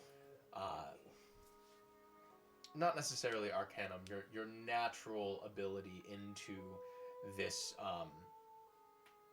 this incantation, and the smoke and the burning of these bits of vegetation begins to thicken and darken, and it just sort of coalesces until solid flesh is made out of it that shimmers for a moment and takes the form of a sort of a purple pelted white spotted doe that just sort of is around and blinks at the world until you see antlers begin to sprout out of its head and off to the side and up like a little crown. Not as large as a stag's, but this fey sort of elk, almost even the females grow antlers, and it just sort of wreathes her head like a small tiara almost. But you can see that there are razor points at the end. I look at everybody and I say, y'all relax. I'm gonna do a little scouting. I'll be back. And I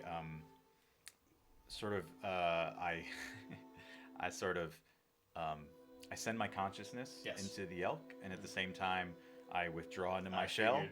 Thump, and I sort of like flop on the ground, and you just see Kill's shell kind of like rattle and settle.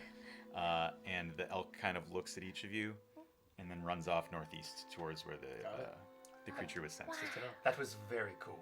I agree. Right, so we're magic here. Yeah. Seems that way. That's really cool. Feel a little left behind. Well, I've got some knife Well, play. you did summon that hellfire earlier. That was quite... Right, that was new for me. Yes. I've never done that before. The magic was inside you all along. Well, apparently. I tried to do it again, it did not work, unfortunately. So you can't do it on command. Right. That's but alright. I pointed at someone and I said, I shouldn't say it now. No, don't say it anymore. Right. And don't point.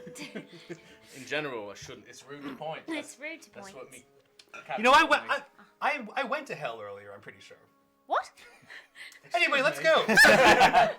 So first, I believe you guys are going to take a short rest here? Yes, please. Sounds like it? Yes. Okay. So you guys can all mark a short rest on your sheet. We will get to your scouting in just a moment. We are actually going to go ahead and take our break for the night. We're not going to be gone for too long, so don't you all fret. Just about like 5 or 6 minutes or so, and then we'll be right back. Please be sure, Michaela, if you want to link this in the chat, please be sure to use our link for Raid Shadow Legends to download that while we're on break. Our goal is to get 10 downloads through our link. So if you do that, take some time, check out the tutorial and whatnot. That helps us out. That helps Raid Shadow Legends out. We would greatly appreciate that. And hopefully, maybe when we get back and we jump in, we can see that we already met our 10-person goal or something like that. That'd be awesome. Yeah, So, yeah. we'll be right back. Please stay with us. Go grab a drink, use the bathroom. That's what we're gonna do. So we'll be back in about 5 or so minutes. We'll see you then. Thanks.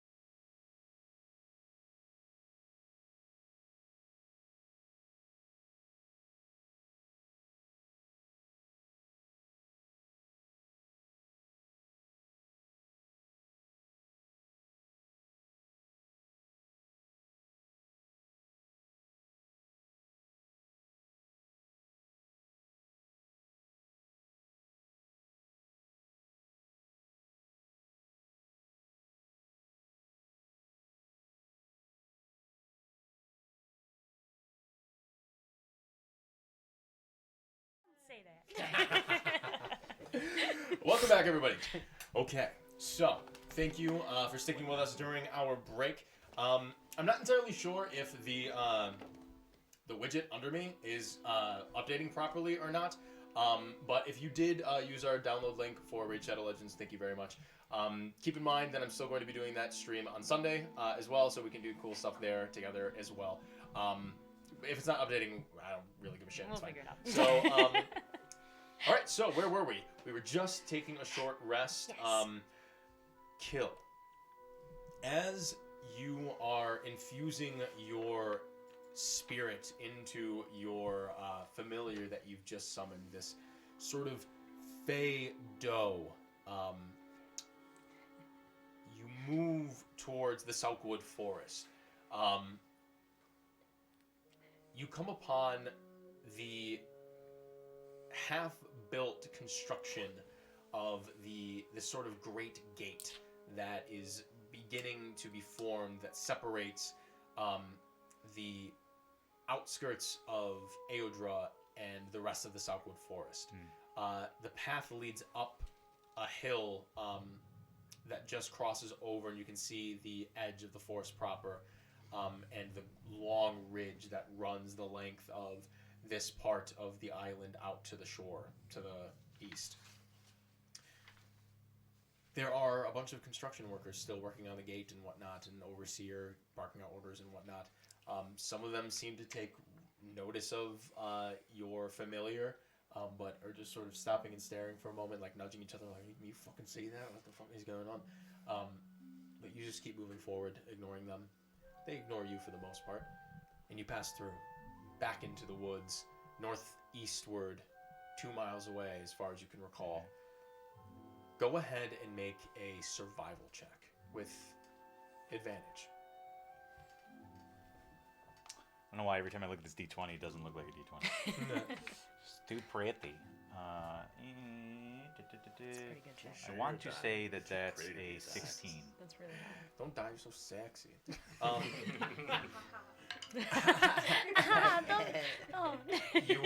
You said 16. 16. You maneuver through the wood for some time. Slowly moving around, not really knowing this area too well, but moving with determination.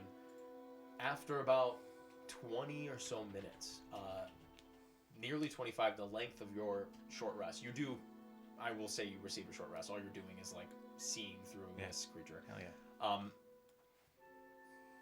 You eventually begin to hear, you can hear through this form, right?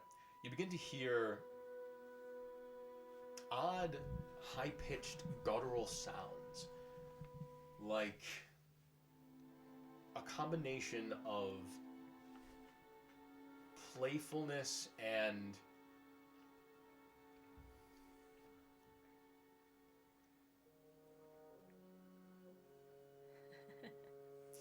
trying to find the right word. Playfulness and a bit of savagery behind it.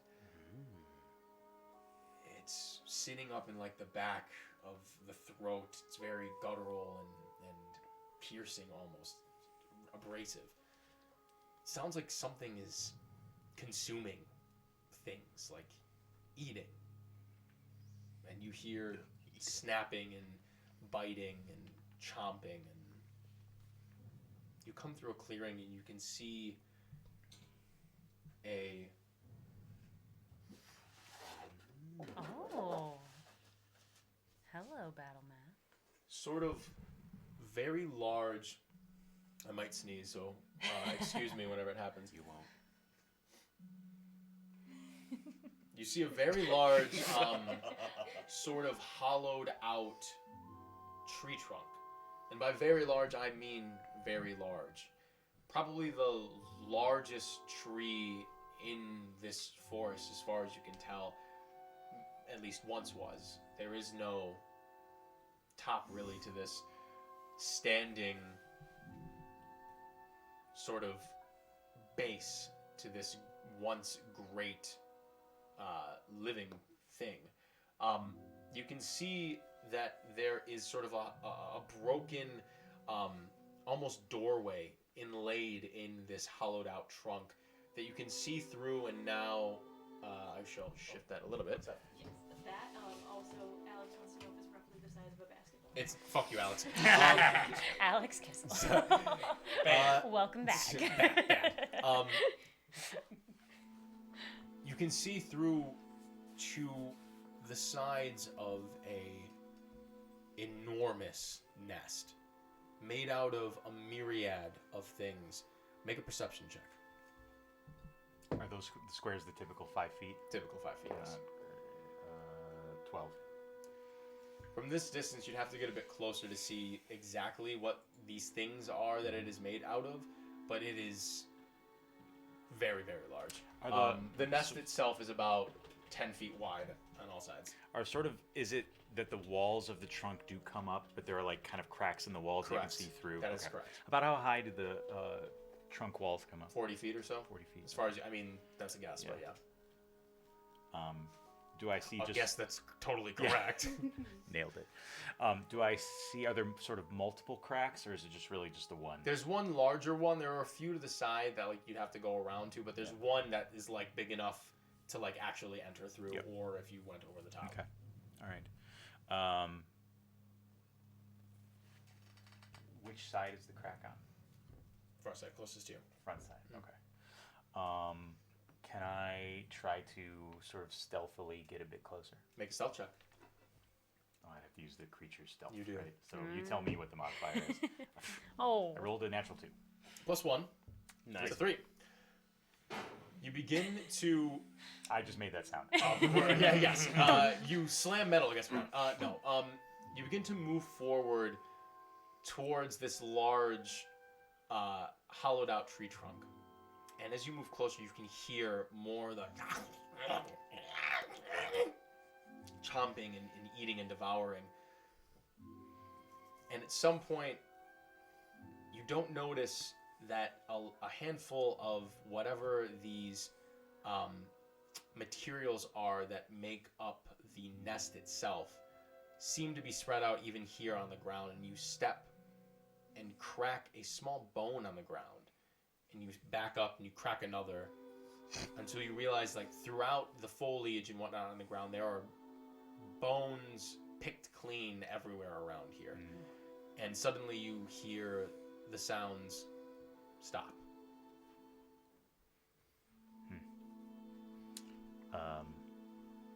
I'm a familiar, so fuck it. I run towards the sound, the source of the sounds. You begin to gallop forward towards the sound. And just as you enter in the inside of this hollowed out trunk, you see 3 adolescent, they look like almost like the head of an eagle and the body of like almost like a cat and the wings of a bat, the leathery wings of a bat and the sort of hind talons of an eagle. The body's long and weirdly shapen, like I said, like a cat's torso that gives way to that eagle-like head. Each one of them is sort of dotted a little different with their feathered face. One white feathered, one brown, and one black feathered.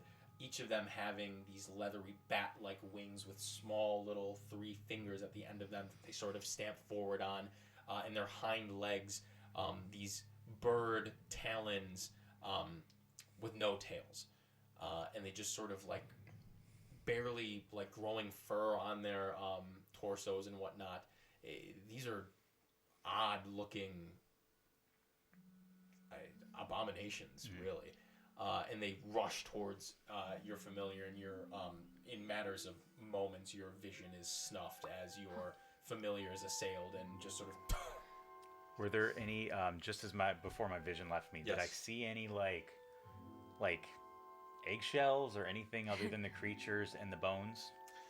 I'll allow you to make a perception check. Okay. Natural 20 Natural for 20. a 27. Yes, you did see a handful of cracked eggshells and whatnot. Not a lot of them left behind.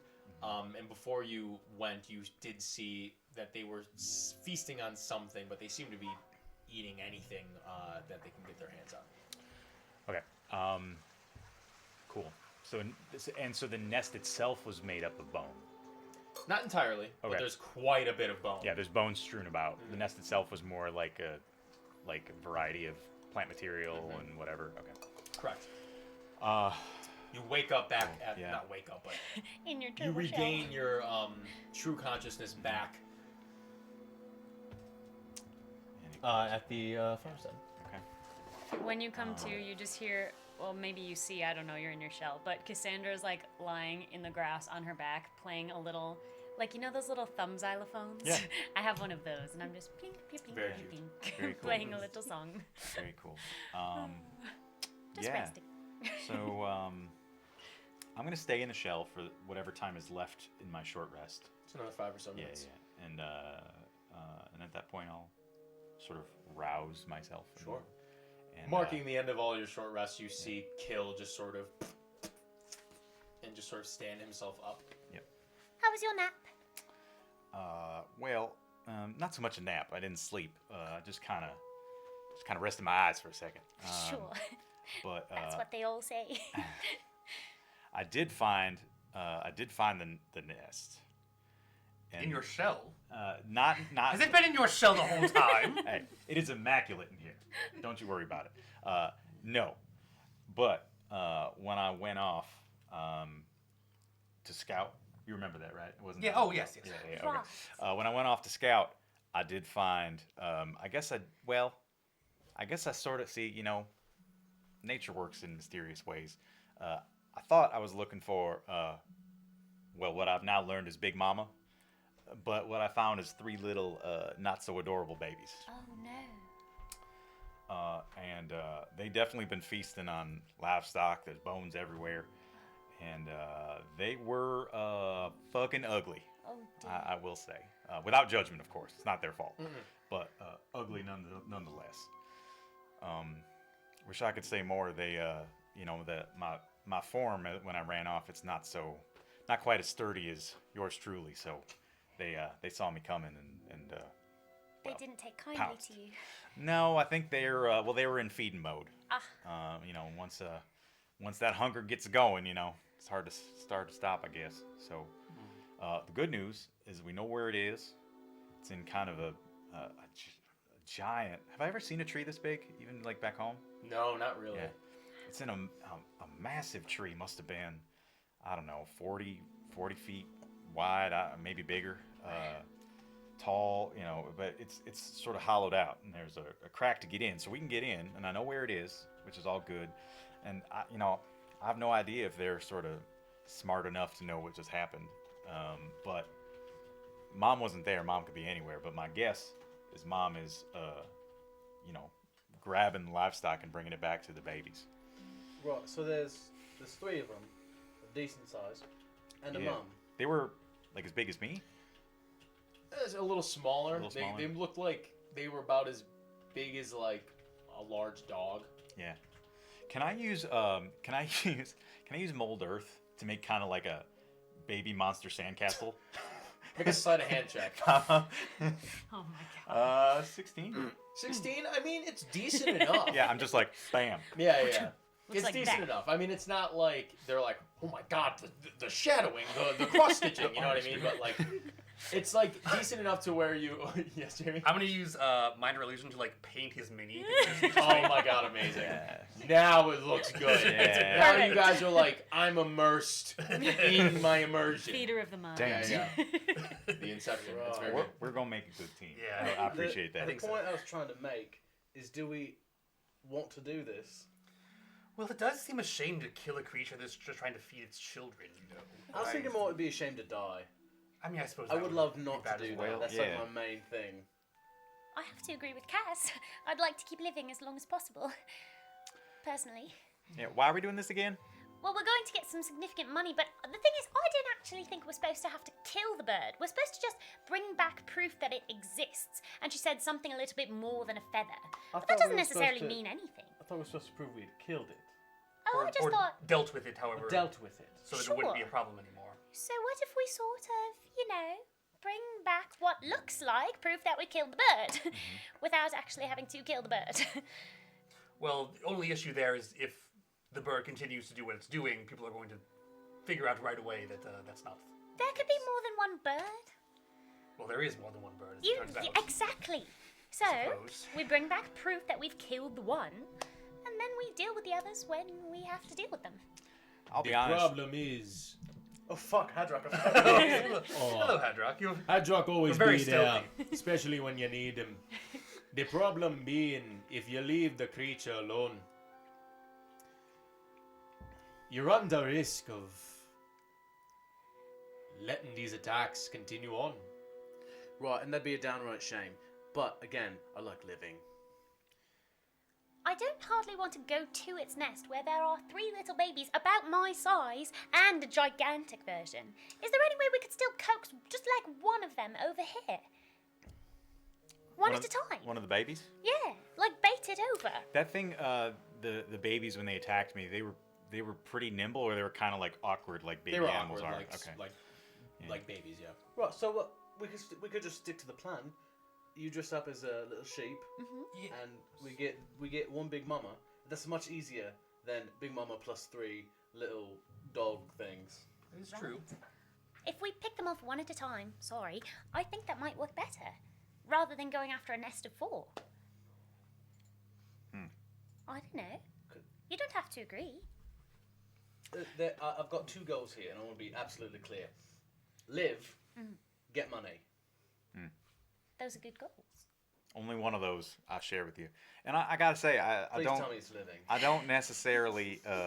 Yeah, it's living. All right, I just want to make sure. Yeah, I just learned what money even is I know. earlier Like today. That's why I was Yeah. very confused for Yeah. a moment. 1 gold, 10 million silver. It's the same thing, is what I learned. Rough, sure. We'll Yeah. have to teach you some Yeah. math. You know, I haven't seen the beast yet, but you know, for now I kind of got some respect for it because it's, you know, kind of king of this jungle. But I mean, if it comes after me, then I'm gonna have to kind of square off with it. You know, Sure. Alright, so we dress you up as the sheep. You can be the sheep. I turn into a sheep. Perfect. You certainly do. You're made for I the think role. you just won the audition. Sorry, you would have been a really great second option. Oh, fair enough. You can be the understudy. Wait, why are we... He's perfect. What? I know. Understudy? Well, Yes. I'm saying he can be the understudy. Oh. Yes. Oh, misunderstood. My Right. bad. There's no shame in being an understudy. I just That's wander right. off. I start No grazing. small I talk, start only small grazing. talk. Yeah. I eat at 12 more radishes. Oh, for sure. Is it anywhere close to dusk?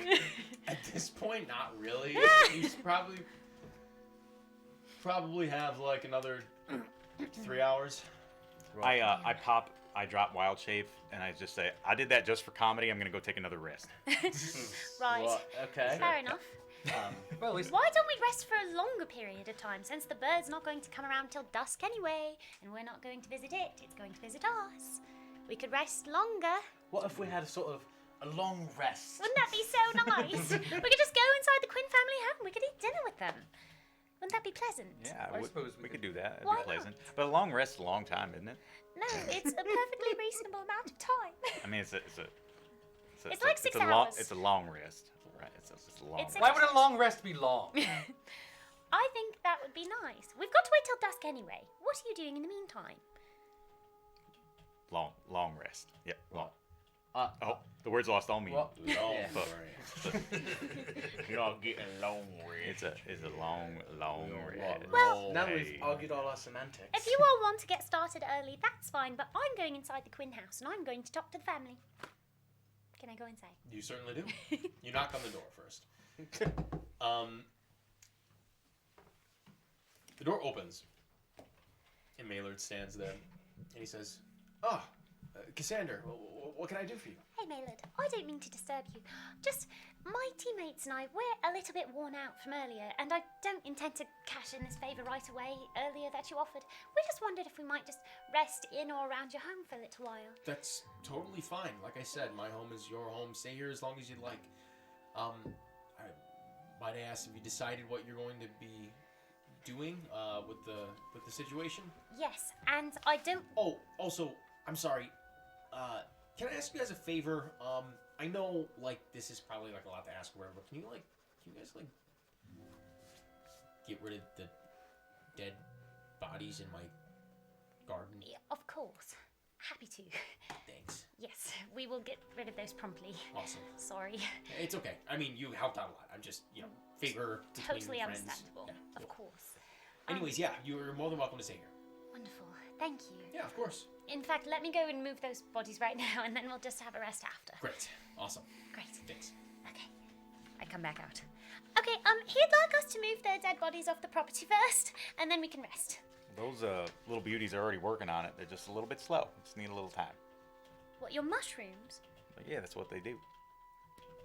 Okay, I love that concept. Mhm. Isn't that going to take like 5 or 6 years? I mean, well, in the scheme of things, it's really not that much time. No, in the cosmic sense, Right. I totally agree with you. Right. I look up at the sky. Oh, point- yeah. I point to the sun. Uh-huh. Right. The sun just shines back down upon you. Yep. But I think Maylard would like to not have to, farm around them in the meantime. What if we just leave part of it?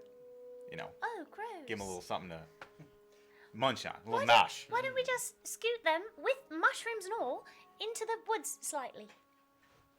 Just a little. I'll help you lift him.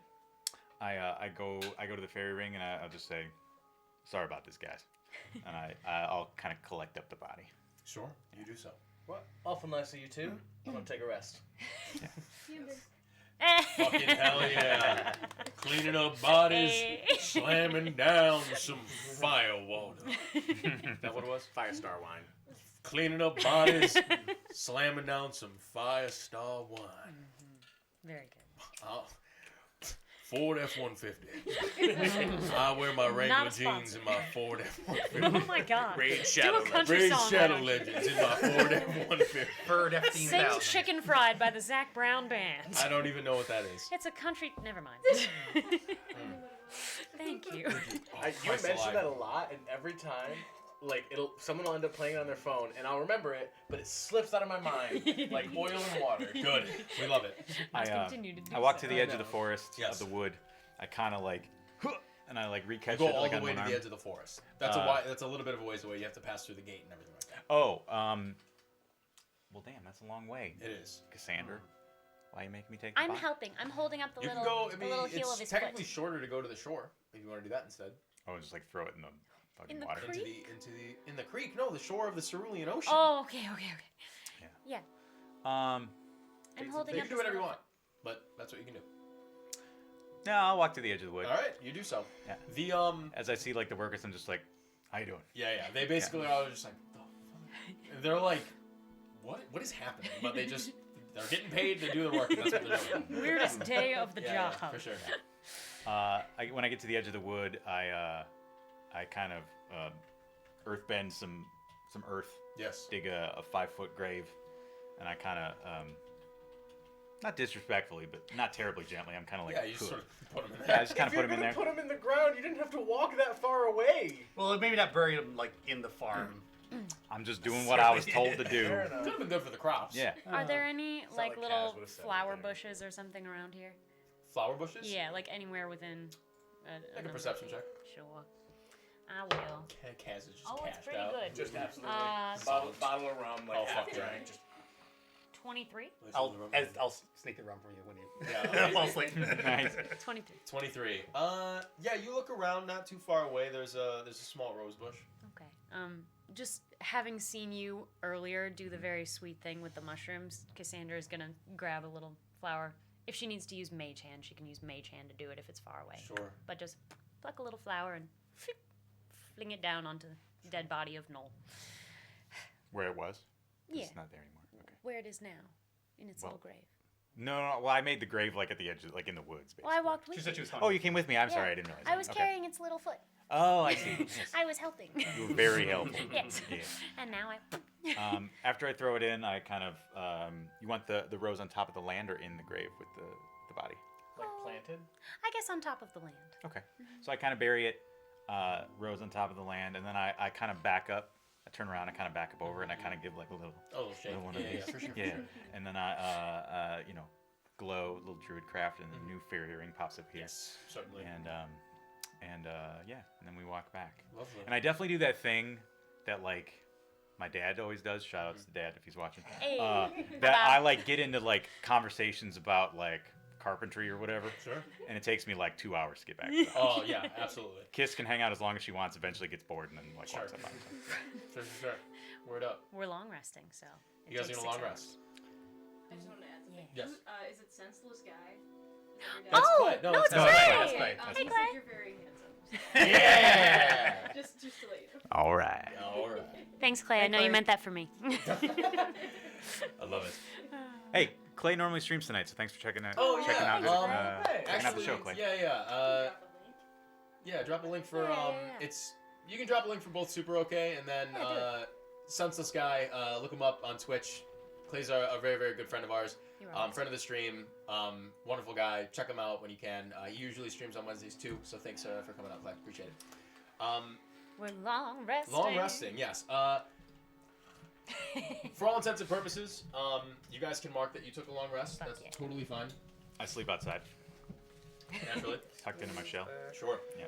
At this I point, took Mailer's bed. I kicked Mailer out of his own house. I do have a short conversation with the remaining animal. I'm not trying to gather information. I'm just like, hey, that's all. I think word. Yeah. I think I probably played with the little kids for a little while and like entertained them with my little instruments or whatever. I'll Babysat. help you with that. I'll like also. Yeah. I'll join in with like some. For babysitting. Minor illusion music and stuff. I love that. Absolutely. You learn as you hang out with the family. The wife's name is Sue. Sue. Yes, and her kids. The son is named Budge. Budge. Yeah, and the daughter is named Lou. Budge. Budge and Rodriguez. Sulu, Budge, and Malar. Yep. Budge Quinn. Budge Quinn. Oh, I love him. And how old is the little boy? I know that the daughter is like 8. How old is this? Oh my God. Come back to Earth. How old is the son? Budge in your Wrangler jeans. Sorry. I don't want to know anymore. I take my question You back. never Budge Quinn your jeans. I don't like it now. You done make me budge in my jeans. Oh, you're gonna make me budge in my Ford F-150. Go. Wearing my Wrangler jeans. That's fucked up that you guys would turn this child's name into a euphemism. Oh no! The imaginary child. He's broken. My question was That's how. my imaginary child. God damn it. What's up? How old is Budge?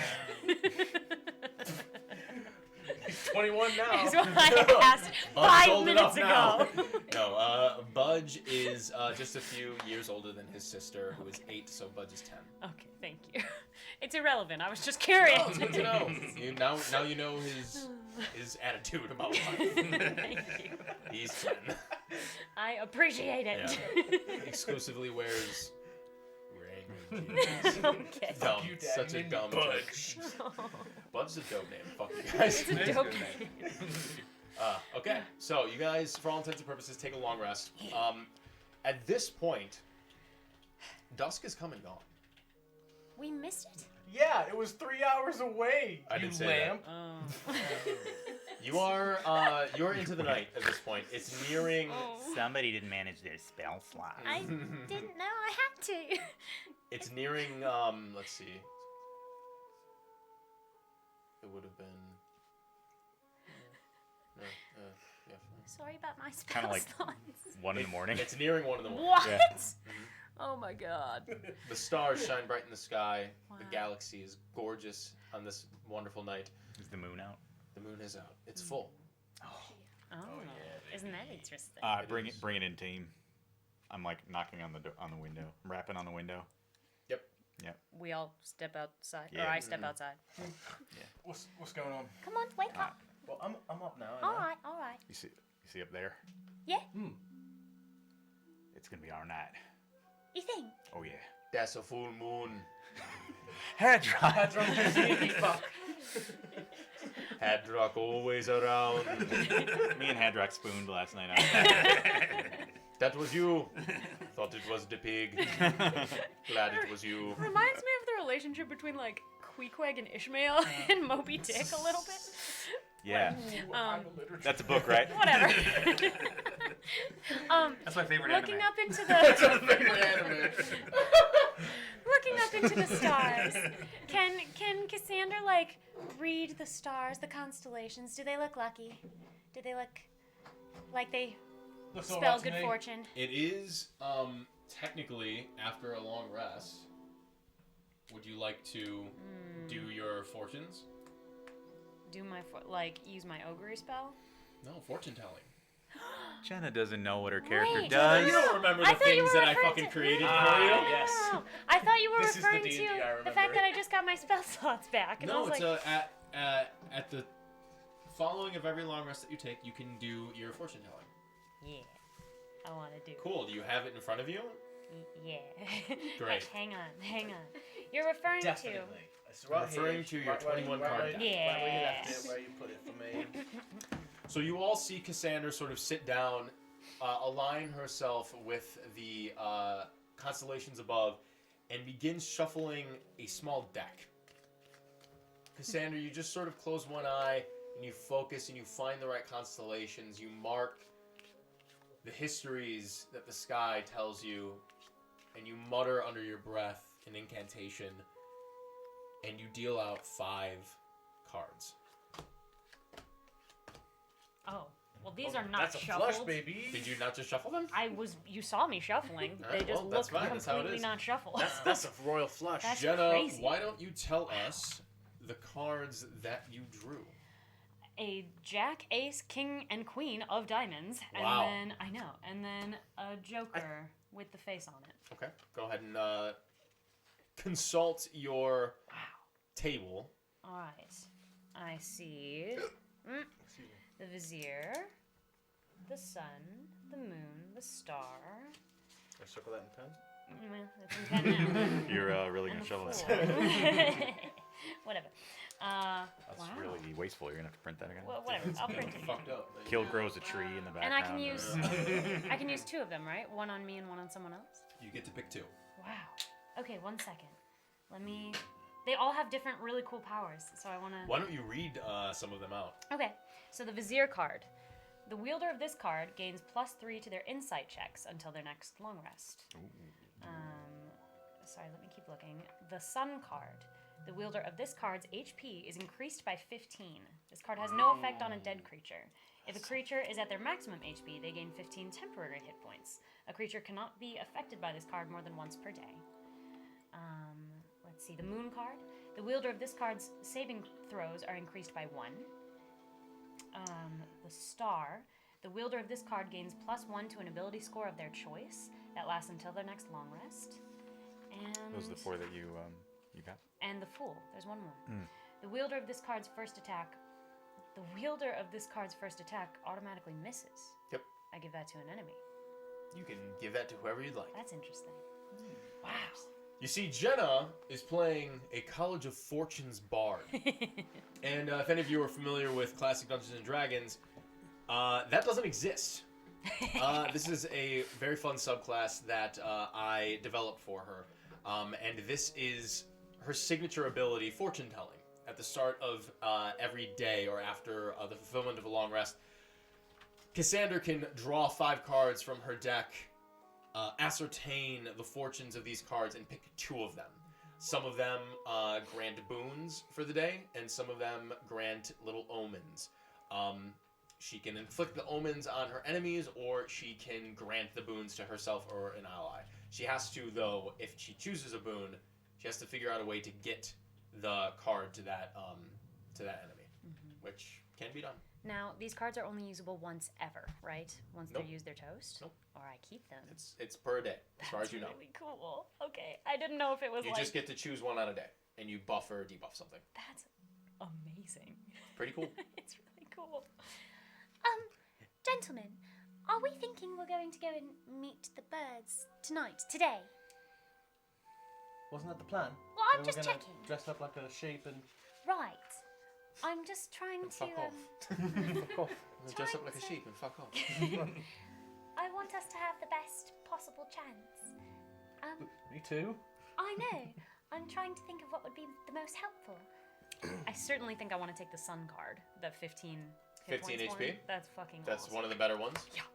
And then I think I'd also, and I can give these to whoever. Hey, But not, can I step in? Of course.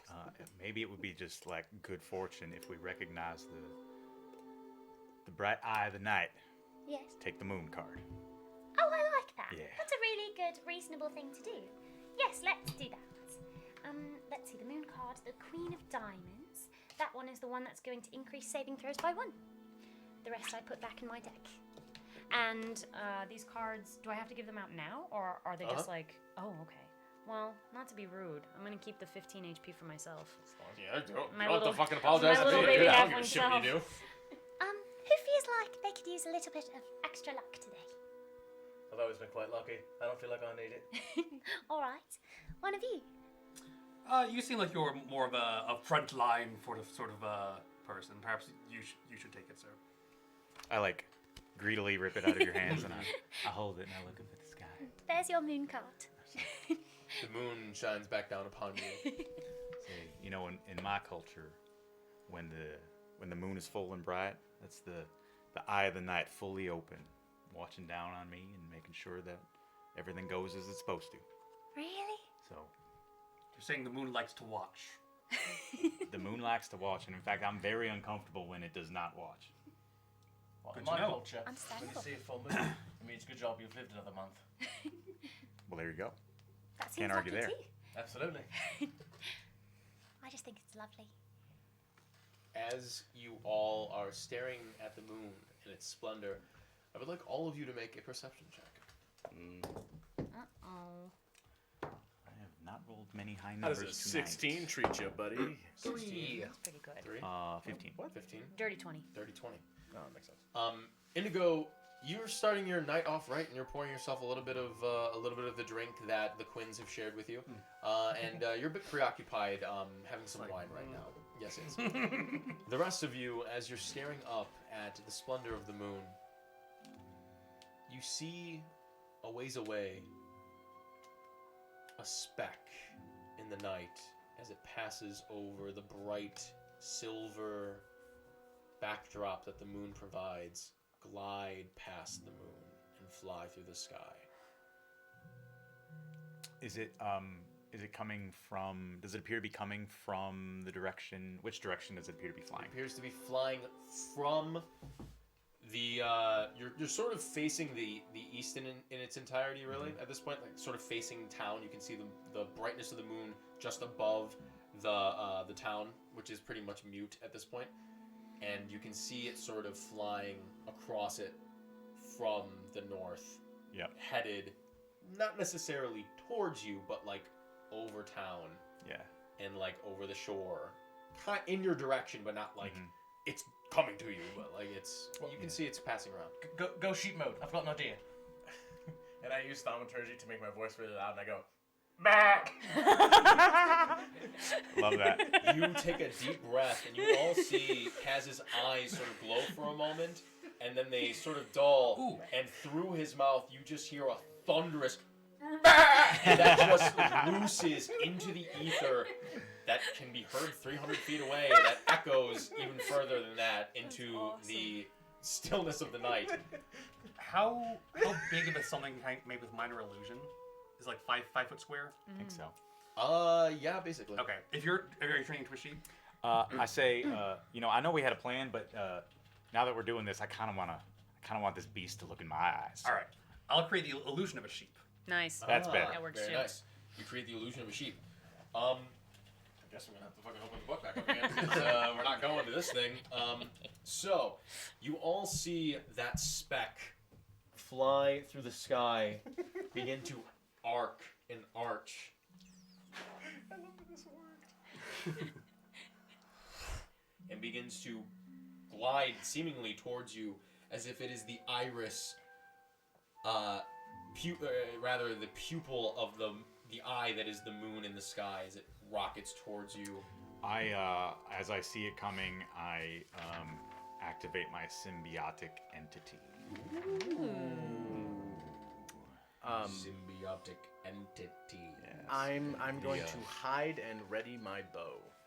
All right. Yeah. As I activate the entity, I glow, and there's a sort of a whirlwind of spores starts ripping around my body. Word. Good to know. Put that down. No, I'm about to Put your swap map that. I down. probably should have swapped it at the break. That's A-okay. Cool. Let me put this down for a second. You can switch to. Oh no, you're still there right now, Yeah, which is great. you're good. Okay, let me set this up. And. All right, you're all gonna see my crotch for a sec. Yeah. Crotch cam 3000. We love it. Here we go. Just gotta replace a battery on our battle cam right quick. Oh Oh, that is so terrifying. I know. I probably totally should have did that at break, but we were too busy We forgot. downloading Raid Shadow Legends. All right. got like a decent ways into it. I'm Yeah, surprised man, it didn't great. show up I on the know. thing. That's so You have to funny. go the entire way through the tutorial. Before Oh, it shows up on the thing. Oh, that's Oh, right. yeah. Word. Yeah. But That's so fine. far- We'll have it for the next. You're doing it Sunday, You're doing right? great. I'm doing it Sunday. We're gonna do some PvP on Sunday. Nice. All right. Nice And I work. have That to- was Hold on, one-handed. hold on. No, Alright, I'm let's not get it gonna set do up. it again. That would give me vertigo. Oh my god. It's like ding, ding, ding, ding. Really impressive to watch you do that one-handed. Dude, your Okay. shirt is freaking me out right now, Michaela. My eyes Oh, are like that- crossing. I thought you were talking about my total party kill shirt. That's No. freaking me out. Yeah. No. I was busy looking at them Wrangler jeans. My Wrangler jeans. We We're all not in sponsored frame there? by Okay, Wrangler cool. jeans. So, where do you guys want to put yourselves on the battle map right now I mean- while you're preparing? Is Hadrock here? Hadrock is with you. Yeah. Of course he is. Fuck yeah. Where are you, Hadrock? He'll be this little motherfucker. Great. So, where do you guys want to be? You Is know, that a tree? Like what's on the those hedges on the other side of that bridge there? These are 2 trees. Okay. I'll have my illusory sheep be like in the road. Okay. And I'm kind Word. of back by the tree, kind of like. Here or here? Oh, I was thinking back there, I guess. Yeah, or around there, right there. That's good. Great. I'm kind of hiding like under the tree a little bit. Maintaining. Is mine there's a concentration? No. Or Okay. maybe it is. I think it is. That makes sense. I don't know where I would see that it is on here. I didn't write down the description on my sheet. I think it is. Okay. Well, anyway. It makes sense that it would be. Fair enough. And then, so yeah, I'm kind of maintaining it from there. Sure. From the bush. Yes. I'd like to hide next to Kaz wherever he is and, Okay, and Kaz, where ready do you my wanna little be? weapon too. My presumption was that I was either like crouched down in the crick. Sure. Or I'm gonna go with that actually. I like that. Sounds good. You want to be on the other side or right next to him? It doesn't really matter. Sure, next to him. Be on my shoulders so you don't drown. I will sort of Kill where you hang wanna near be. you in the creek. Okay, so they're all there. Can I be just standing next to the goat petting it? Yes. That is fine. The and- goat or the illusory sheep? The illusory sheep, yeah. yeah. And if I have time, I'd like to rise an earthen wall in front of Indigo just to provide Okay. some cover. Yeah, you do have time. Some sort of additional cover. Hadrock will stand by behind Indigo and the earthen wall. I start picking up rocks out of the creek because my weapon is a sling and not arrows for some reason. Amazing. So I'm just stacking up little rocks. Slings are cool. They're Slings cool. are super cool. I like 'em. Okay. Goliath. Yeah. Let me You're right. Very thematic. Thank you. let me get this set up real quick. Holy shit, that's so funny. Okay, so in addition to that, what are you guys doing? I will allow you to prepare an action, to hold an action for when the creature swoops down. Oh damn. Ready my bow for sure. I'm hitting it with my slingshot. Hitting it with your slingshot, okay. I will ready a level 2 Chaos Bolt. Nice. Oh. A level 2 Chaos Bolt. Word. Oh, we long rested, y'all. Yeah, we did. That's crazy. I'm so glad we did that. It was a good choice. I got all my shit back. Just like when you listen to a country song backwards. You get your dog back, your truck back, your house back, your wife back. Oh my god. I definitely, just like point of order, I definitely, as just a part of like my nightly ritual, I would have cast a good berry spell at the end of the day. Nice. So I actually, and I have 2 spell slots left, so I actually have 20 good berries ready to go. Great. That rocks. Which is cool as hell. Bless you. Thank you. That's some ASMR for you, everyone. If you like sneezing. Sneezing is an ASMR.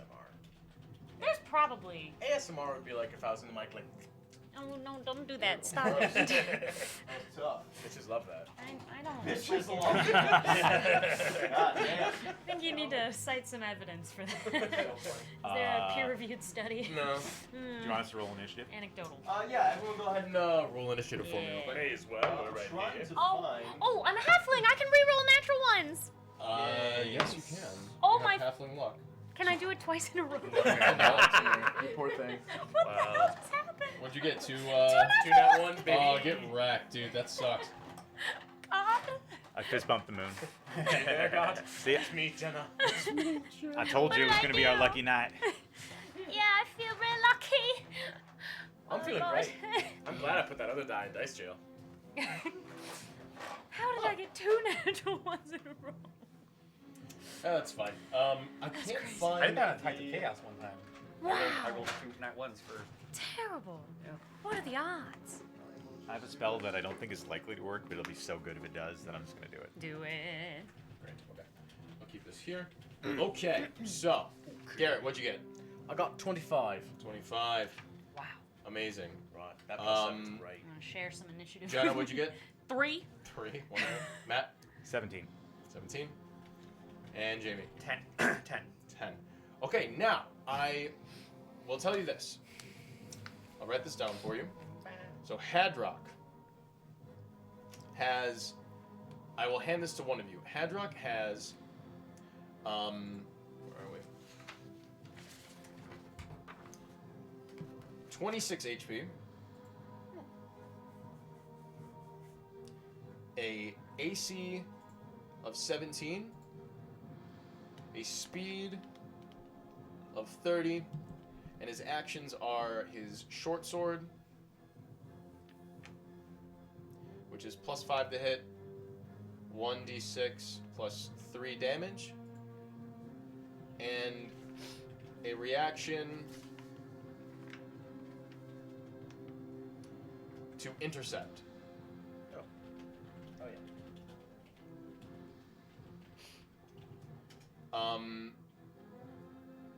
Two people redeemed guidance for helping Jenna. Thank you so much. Nice. God bless you. Oh, everyone just wants to help. Everybody people. loves Everyone Jenna. wants to help. It's because I rolled 2 natural ones in a row. So true, baby. Thank you. So on your next 2 ability checks, you will get a D4. Amazing. Yes. Oh, that rocks. Which includes an attack. Oh, thank you. Thank you. Disadvantage on attack. I'm gonna write within, that down. I get a D4. Is it 10 feet? Within 10 feet. Okay, so who wants to control Hadrock? You will control them immediately after your turn. I can do Hadrock because I don't have any spells or anything. Yeah, So go it's kind of the easiest to plan my attacks. Word. You have to keep track of his health as well. I'll keep track of your health, baby. Oh, thanks. Thanks, Dad. Okay. Not anymore. You killed him. Right, okay. So, alrighty. I have to roll initiative for Nanabush. Heads up, I couldn't find the fucking stand thing for it, so I'm just gonna set it on there. Oh, I love it. And if it's flying, I got my flight things. Sure. I don't like when he makes that face after he rolls. So it's That's don't? That's pretty no. middling, It to makes be me honest. feel threatened. Tough. Here's the thing: none of us rolled great, besides me, because I'm amazing. You are amazing. But none of us rolled great on initiative, so. Yeah, 17's pretty good. Yeah, 25 and a 17. I like those. The great avian creature swoops down and jettisons itself towards your illusory sheep. It swoops to the point. I was just gonna say, you said we could ready in action, right? Yeah. I would. The action I have readied is casting Earthbind on it as soon as it enters my range. Certainly. It swoops down, enters. What's the range? 300 feet. Oh. Wow. Okay. It begins to swoop from way out here, Yeah. and you see it, and you can loose your action. Yep. So it's a strength save. It's probably pretty fucking strong. Okay. Wow. Wow, that's an 11. Okay. It fails. Prepared spells are dope. I've never had a character that does it before. Okay. Yellow strips of magical energy loop around Nunnabush. Its flying speed is reduced to 0 for the spell's duration, which is 1 minute. An airborne creature affected by this spell safely descends at 60 feet per round until it reaches the ground. So it wouldn't be 300 feet in the air because there was some horizontal distance, but you can decide what makes sense, and it'll fall at 60 feet per. Does it fall straight down or forward?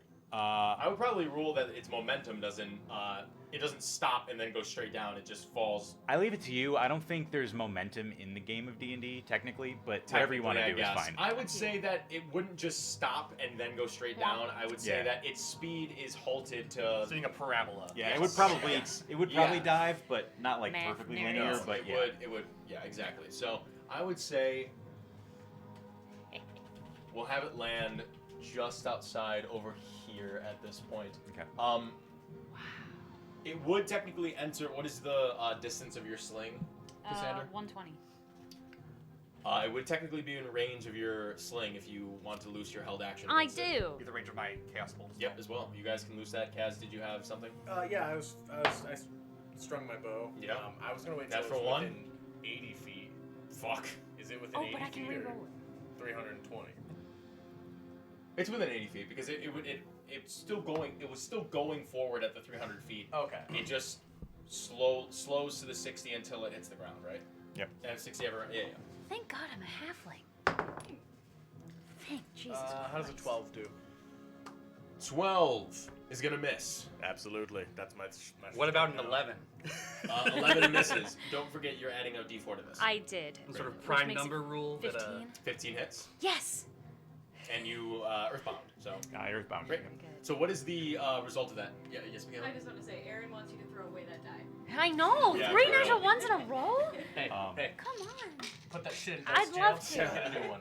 Thank So, Don't give me your die. it doesn't Well, say that you it said has put it in jail. no Yeah. speed. It just Yes. loses its The fly flight speed. Okay. And that's its only effect. It just cannot fly. So for a minute, it has no fly speed. That is amazing. Yeah. That's so good for this. incredible. Perfect. Does it have to Yeah. make a save every turn, or is it just There's no toast? further No, save. for 1 minute it cannot fly. That rocks. Which is Gonna ruin this fight. literally amazing. That's so good. Dude, being able to prepare spells at the beginning of the day is really fun. So good. So good. Hey, my little slingshot. Wait, I don't get to add guidance to damage, do I? Not damage. No. Fair enough. Well, my little slingshot did it. 5 points of damage. 5 points of damage. Wonderful. Thanks for that first bit of guidance. That helped. It was your aunt, by the way. Oh my God, Oh, Aunt what a Becky! lady. Hello. Auntie Oh, B. I'm so happy you're here. We love. I'm taking a shot for that. Yeah. Familial support. Familial support. We love it. Everybody take a shot for Jenna's aunt. Hell Yeah, Jenna's aunt. Woo. Thanks, Yeah. Jenna's aunt. It's Aunt Becky. You can say hi. Thanks, Aunt Becky. I appreciate it. Amazing. I would also like to say I'm fucked up. Firestar wine, baby. I'd That's also a like good to say drink. that as it is falling, I would want to maintain some distance, so I wouldn't Sure. necessarily just hang out while it gets within movement Where do range. you want to go? So I'm just gonna kind of back up, and I'm gonna say now that You it's can really get anywhere. yeah, I'm actually gonna cross the bridge and come back over here. I'm just gonna say it's still gonna be able to move now. It just won't be able to fly. And if it gets me, I might lose my grip on it. So I'm gonna keep some distance. Be careful. Yeah. Alrighty. Yeah. So, at the top of the initiative, I believe we have Kaz. Yeah, that makes sense. Yeah? Let's just go over initiatives real quick one more time. It was 25, 17, Kill. 11, and 10, right? 10. No, he Oh, had a 10. 10. Okay, so I have a 3. just double checking. So, And then Hadrock's just after me, right? yes. So Garrett, Matt, Jamie, Jenna, and then Hadrock. Hadrock is after Garrett. Decent AC, man. Yeah, that's pretty good. Yep. Okay. All right. How close can I get with the speed of 30? Great question. Right there. Cool. I might take another step or two back, so I'm exactly 30 feet away from it. Exactly 30 feet away from this creature? Yes. 5, 20, 25, 30. Cool. And then I'm gonna go ahead and try to use my bow again. Go for it. Yeah. Yeah. That's definitely gonna hit. That's a dirty 20. Dirty 20. Yep, that hits. Hit for 8 damage. 8 points of damage.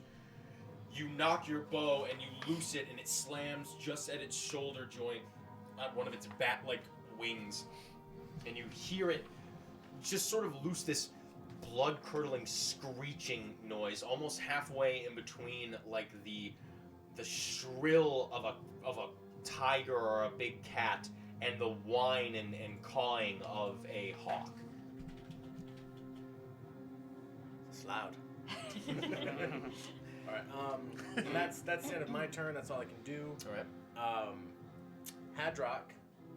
All he has is a short sword, so he's gonna move a little bit closer, probably up to like where the sheep is.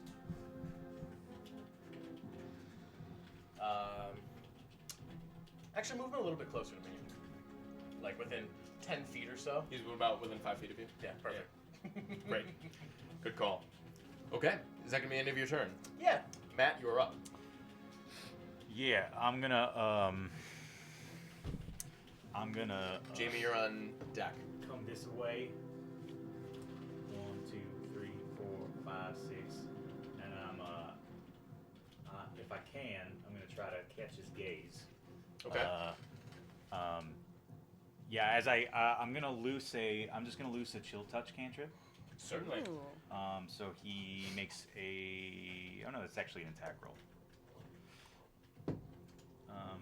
That's 26 to hit. That'll hit. 6 necrotic damage. 6 points of necrotic damage. Sounds good. And oh shit, let me check something real quick.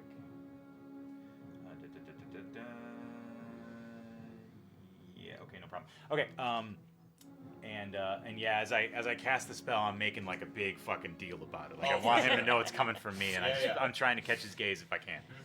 I guess it'd be her gaze probably. Make a. Oh god, there's a mom and a dad. Oh no. Make an intimidation. Have a check. nuclear family.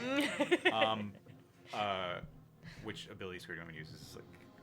For intimidation. I think this is still charisma. Okay. We're being attacked by traditional monsters. Traditional monsters. 3. No. 3. Okay, that's fine. Yep. Seeing if it was going to be Extra intimidated also by that, and like like challenge or just like Yeah. I'm I just figure this checking out character something. will sometimes be doing probably strength intimidation, Sure. so that's why I asked. Yeah. Cool. Great. All right. That is the end of your turn. It is the Nanabush's turn. Oh no. Jamie, you're still on deck after that. Okay. The Nanabush. Probably going for me. I'm the only one who's hit it so far. Here's the problem. It can't fly. Yeah. Can't really move that well if it can't fly. It is going to shift 5, 10, 15, 20. Oh boy. That is as far as it can go. It's within range of you. Moving towards you, but like since Kaz is in the area, it's going to You don't use get that opportunity. a couple attacks against you. The first one's going to be a disadvantage from Hadrock's reaction. Hadrock is going to use his reaction to intercept. Yep. Hell yeah. Word. The first attack is going to be with its beak. Oh, still really good with its disadvantage. That's going to be a 23 to hit. That will hit. Alrighty. You suffer It's fine. 7 points of piercing damage, Okay. Ow. and it's going to lunge at you with its talons. That's a 17 to hit. That will still hit. Okay. Yes, Can I use a reaction you certainly can. to fate shear it? Yeah, go for it. All right. Let's see. Subtract 6. That's an 11 to hit. That won't hit.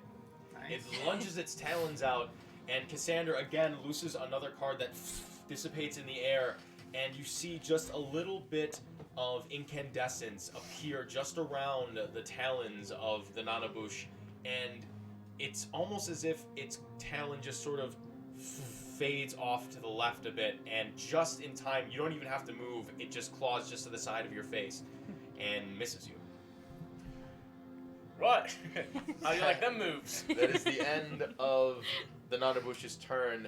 Hey Sal. Yes, sir. When I scouted the babies. Yes. Did you say that they had like razor sharp wings or like pokey wings? So they had bat-like wings on the tips of which they had about 3 sort of talon-like razor claws. So those are the claws, the ends of the wings. That, and then also its hind legs has like these like sort of bird-like talons. Yep. But it's not like kicking out like a kangaroo. It's lunging with the wing claws. So I am gonna go ahead and use my hellish rebuke. Go for it. Because you got it back from the long rest. Yes, absolutely. Very good. So this is a dexterity save on my end. Yep, and it's 13, and again I go, you're gonna regret that night. That's what worked last time. Fucking, Did it hit him? How much 8. damage did it do? That does fail, so it's going to take 15 fire damage. 15 points of fire damage as it slams its beak into you just on the top of your shoulder. A burst of infernal energy erupts out of your body, and it just and singes its white feathers across its face. You said 15 points? Yes. Wow. Damn. All right, good shit. I'm never gonna get sick of that. It's really good. Indigo, you're up. All right, I'm gonna do a level 2 Chaos Bolt. I'm going to Tides of Chaos this. Tides of Chaos, wonderful. I believe that would also cause your next cast to be a wild surge, correct? Or I mean, it's up to you to decide which one it is. is. But yeah. All right. That's a nat 20. Nat 20. Wow. The first one, so I don't really need to. All right. So that's a. Can I crit on a spell, or how does this work? You just roll double the you roll the dice and then you take double the damage, because if it's an attack roll and you roll crit, it's doubled. Okay, we're doubling the dice roll. Rolling the dice once and doubling it. And just times it by 2. Gotcha. Yeah. Come full circle to back to the original back to rules. raw. Yeah. Okay. That's a good roll. That's Pretty a good good roll. Well, it's a decent roll. I like it that it's times by 2. 13. The rolls.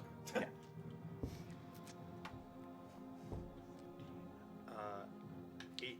So 36. Yeah. If it's 18 doubled, 36. Holy shit. 36 cold This damage. is level 2. Yeah. Holy fucking shit. That's insane. I love having a wild Wow. magic sorcerer on the team.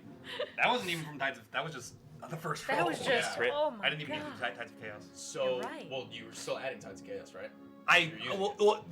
The Tides of Chaos just gave me advantage on the attack roll, and I rolled a 20 on the first roll. Got it.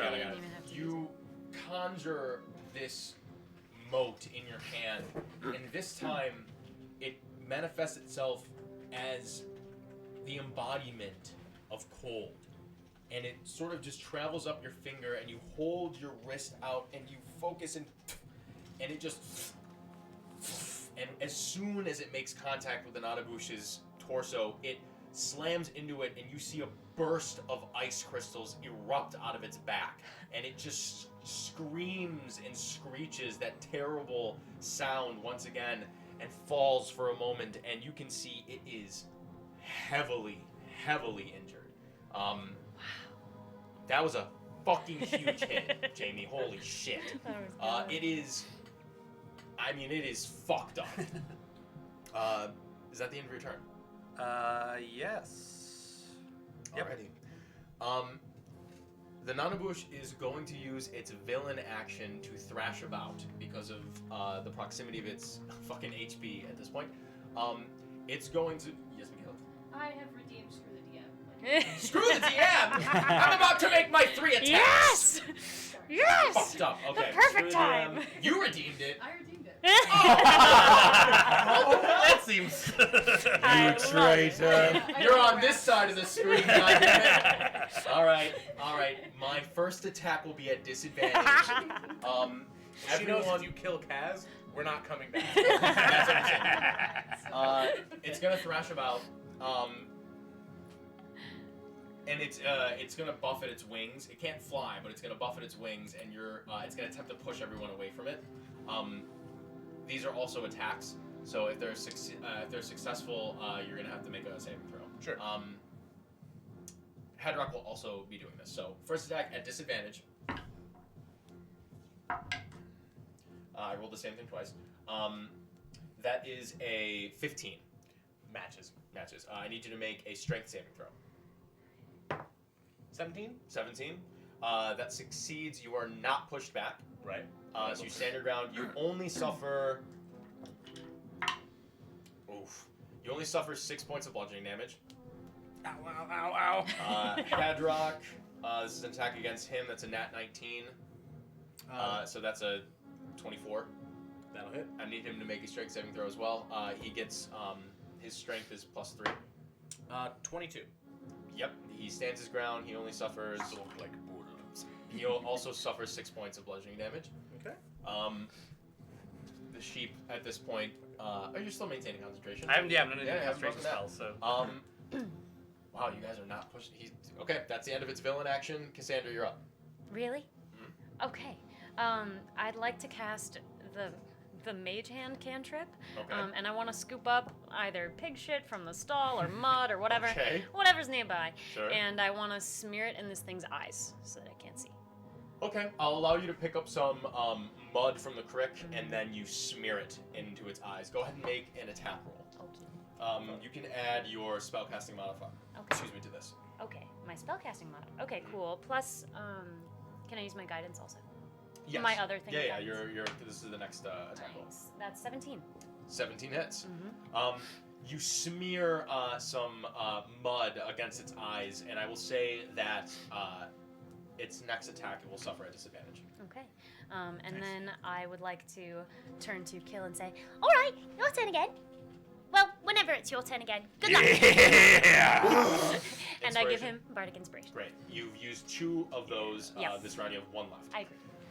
Great. Bringing us all the way back up to you, Kaz. Right. You said I'm within 5 feet of Hadrock, right? You are, yes. I would like to get slightly farther away. I'll just flank left, I guess. So I'm 10 feet away. Got it. Yeah, you'll go here. Yep. Cool. That way, I will get a sneak attack on this. Yeah, great. So I just pull out my rapier and go for it. One little slice with a 19. That'll hit. Nice. And then I got 2d6 for a sneak attack. You're gonna finish him off. Pretty sure. Yeah, we shall see. That'd be really cool. All right, so that's 8 plus 10, 14 total. Nice. How do you want to do this? I want to, as I like take out my rapier, I literally just take a jump to the left and just right through the neck. As you lunge to the side, the Nanabush starts to thrash a little bit more and turn towards you. As it does, it cranes its avian neck, and you take that opportunity to lunge down, and as you thrust up, you pierce just through the neck. At the moment that it starts to move towards you, so its own momentum carries itself into your sharpened blade, and you barely have to move a muscle as it just impales itself onto your rapier. Kaz finally makes a hit! Yes. The hit that counted. A really good and one. And the Nanabush... and the blood begins to pool out of its neck onto the ground around you. Gross. Clean it up. Clean it up. And back to my hunch. Indigo. At this point,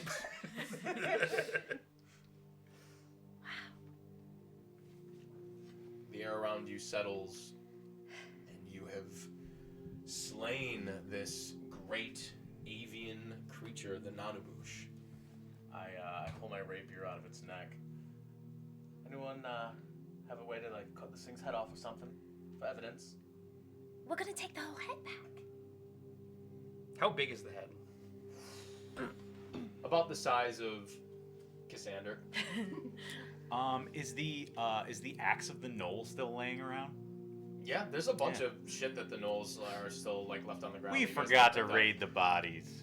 Yeah, it's That never almost like happens. me using Mailer to tell you to move the bodies was just trying to remind you that they were Yeah. still there. No one looted them or anything. Well, we can loot them now. Yeah, that's We fine. left their shit. I moved the one. I grabbed the axe Yes. where it remains. I run and leap across the creek. Sure. And I walk up to the beast and I just say,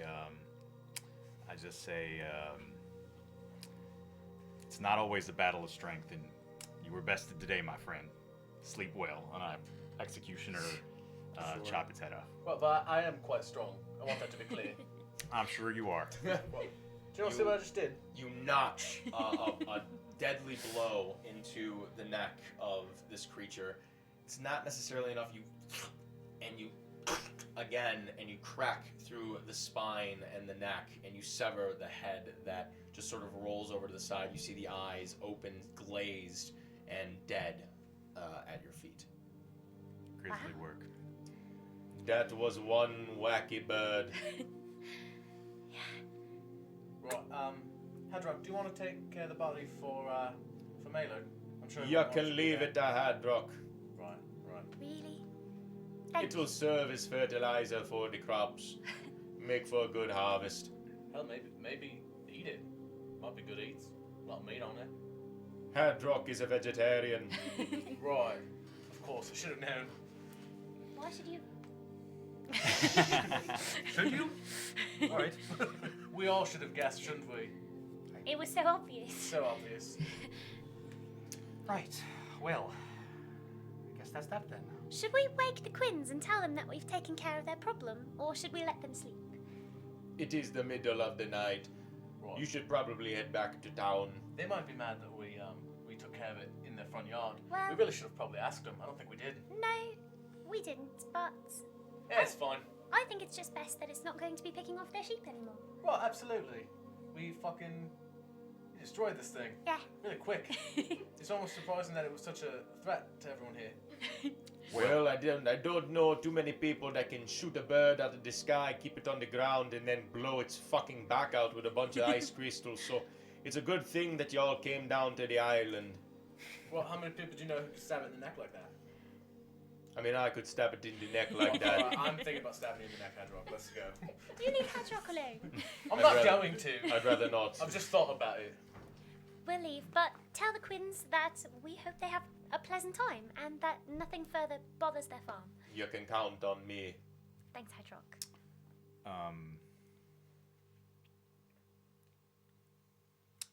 Should we, there's 3 babies still. I know. Well, let's go back to the hangman's. Give this to the governess. We get to see the governess again. Wonderful. And then see if we can get maybe some extra reward for the other 3. Sure. They're just babies. They might starve anyway. I just think that, it's not really the middle of the night, but it's getting there. I don't know that we're going to go to the hangman's now anyway. I mean, I know there's probably maybe some people drinking, but I don't know if the governess wants to do business this hour. It's such a short walk back to town. You wanted to take care of the babies now. Well, do we need to kill the babies? I mean, yeah, I'm not sure we do. But this thing was bringing it food, right? I'm no expert on animals of any sort, but it's not bringing them food anymore, is it? I mean, I suppose. I think so. Out of character, I think. I mean, you can correct me if this is not part of what you have in mind, just help. But I think like the idea of like a mother and like taking care of children is kind of triggering some like forgotten memories of Indigo a little bit. It's kind of like, I mean, I suppose the babies are going to starve to death. It's not a good way to go. Yeah. So would it be better to put them out of their to help them go quickly? You don't suppose we could tame them, like pets? Well, I certainly think I could have a conversation. I could try. Well, why not? You know what? I'm not gonna lie. I was planning on it. I knew you would. I was. I mean, I feel good. I'm ready. I'm ready to go. Well, let's go now. Yeah, I ain't got a scratch on We're me. well rested. What? You don't have a scratch on you? That's nice for you. Oh, are you hurt again? You just told me you were real strong. I'm sure you can handle it. You have the head right now, right? Oh, what? Do you have the head right now? The head of this? the beast. Right. Yeah. Do you see that beak? Mm-hmm. It went right about here on me. I don't know if you see the bruising. I see you. It's probably a little more than bruises, to be honest. Come here, darling. Lean down. What's your name? And she kisses him on the cheek and cure wounds. I walk up and hey, hold still a second. I grab you by the face and I shove 12 good berries in your mouth. Wait, do you want to do that before I waste cure wounds? You want to? Let's say maybe I didn't. I ain't no cure time his wounds. traveler. I did it in the order that I did it. The good berries, you chomp down on them. You are satiated for the day. You have something of brewing in your tummy. 12 good berries, you said? You said you were strong. All right. Let's find out. Let's find out just how strong. Hey, I recommend focusing. Oh my god. keeping it tight. You know what I'm saying? That's right. Keep it tight. That's right. Listen, those are delicious. They're quite rich. We're going to the woods, right? Yes. Right. He heals a point for each good bear, right? So you gain an additional, it was 12 or 10? 12. 12 points of HP on top of whatever the cure wounds was. It's full. I'm full health. You're full health. That's fine. Great. You're full. You're full in here, every and sense you're of the full word. I'm not in here. curing his Worth it. wounds if you're giving him 12 good berries. Worth it. We're retconning that. Just got a little kiss. Yeah, it was From nice, Kiss. isn't it? Just for good luck. So, Kazander, Syracuse. Oh, Keze. You're making a little, Kazander. a little yeah. Right. Ship them in the comments. Thank you. In the chat. I don't know what the fuck I'm saying. Anyways, for the sake of brevity, since Kill, you've traversed this path towards the nesting area of the Nanabush and its children. It doesn't take you too long to guide the rest of the party to this hollowed out giant tree trunk. You do, and you can see that the Nanabush kin, for lack of a better word, are sleeping, soundly, just sort of cuddled up against each other in their nest. I'm very sneaky. I can probably kill one real quick if you want to hang back a second.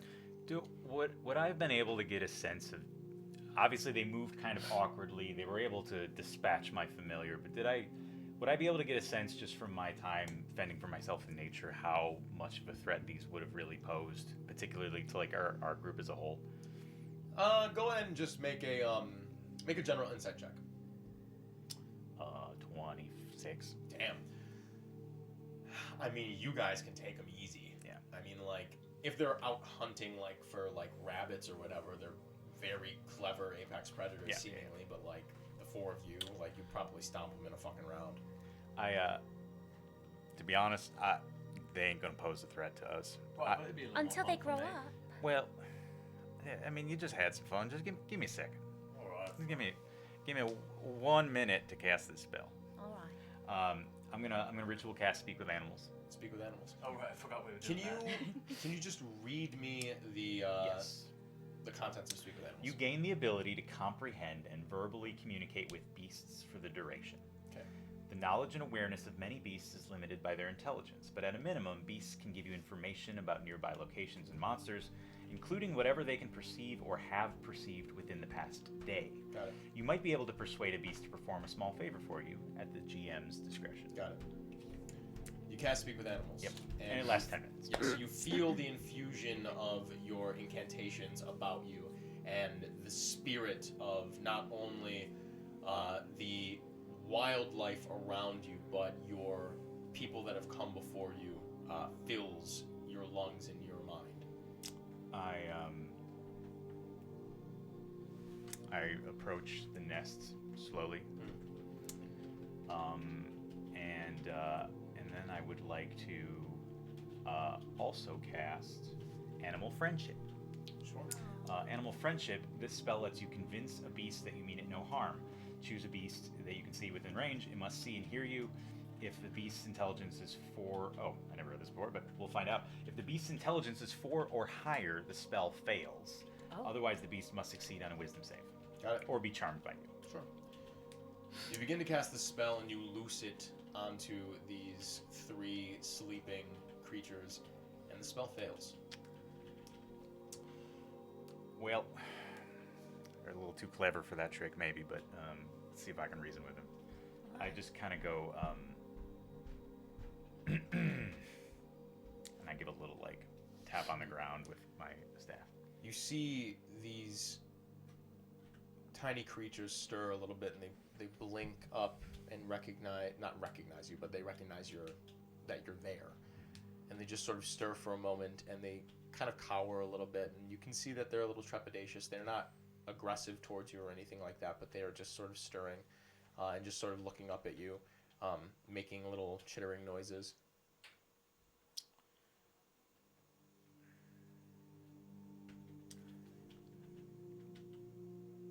Sorry to wake you, little ones. We killed your mom. Don't say I'm afraid the world isn't so kind to all of us, and today, I hope you can understand this, but today, you're on your own. But I'm hoping that maybe we can find a way that you kids can grow up and be happy and, you know, coexist peacefully with your neighbors. Can you maybe let me know if you understand what I'm saying? The three children look up at you, and you get the sense that they don't verbally understand you. And they chitter a little bit, and it's not anything that you can understand. You think for a moment, and these creatures are not simply beasts. There's something else. They sense your peacefulness and your steady hand and steady voice. And they relax themselves a bit. And they move towards you in the sort of gait and nimbleness of a feline. And even though they're about the size of a large dog, they begin to pass themselves, at least their cat-furred bodies, over by your legs and your hip at this point, and just sort of rub and begin to move about you and whatnot. And just, it's as if they are house cats, acknowledging you. But you sense no ability to truly communicate with them. Do I, as maybe a combination of sort of my understanding of nature, but also maybe insight, can I sense whether these, I mean, we've called them abominations, but are they like, you know, like suffering like a zombie might, or are these more like, you know, just freak accidents of evolution? In other words, is their very existence sort of a... I'll allow you to make a nature check. Nature? Yeah. Natural one. Natural one. I mean, it's hard to say. Like, you get a good look at them. You don't see, like, stitching around them to suggest, like, they are a product of some sort of necromancy or whatever. I mean, you've never seen creatures like them before. Yeah. The world is vast and filled with many wonders. This is the very reason why you're set off on this journey. This is the very reason why you seek to understand the life around you and other forms of life and culture and existence. This is something that you've never seen before, never even heard of before.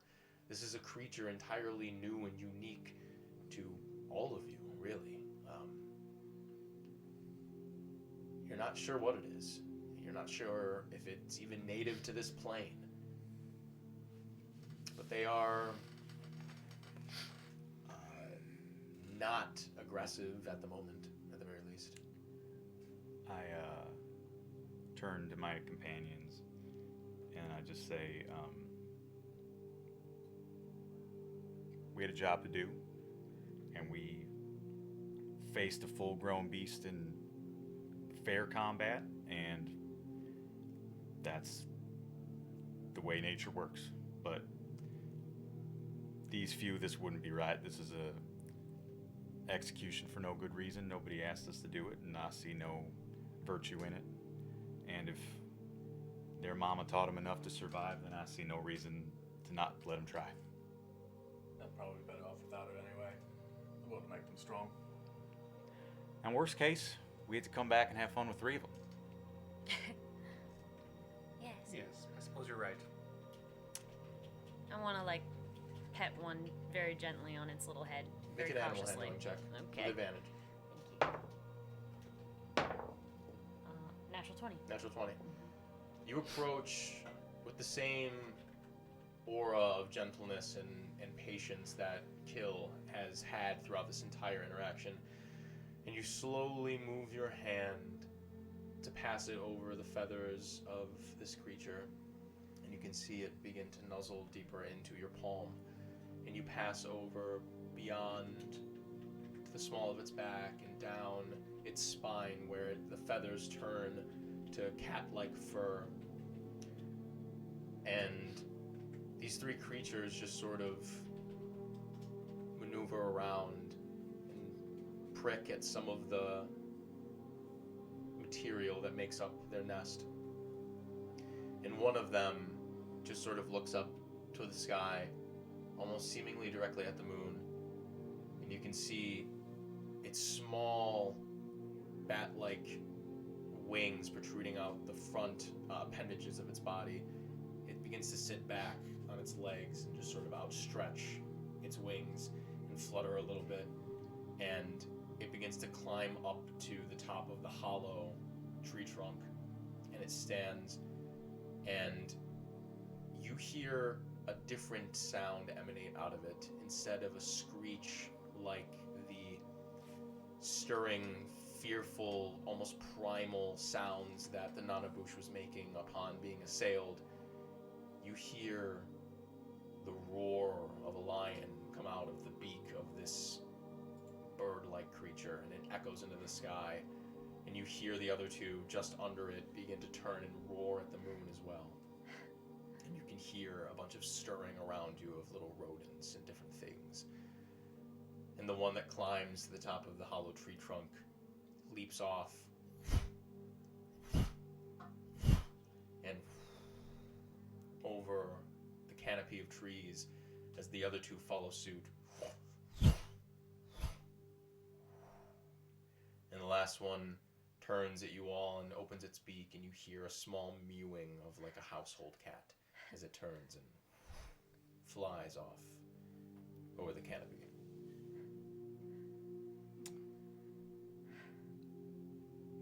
I expect they'll be all right. Good luck to them. It ain't easy, but if their mama taught them right, they'll find a way. They'll find a way either way. They have no choice. That's true. That's true. That's how you get tough. I would like to, because I think the presence of this tree has got to be meaningful in some way. This is like a representation of nature that I've never seen before. And with the full moon shining down and the presence of this tree and all that's happened, I would like to kind of,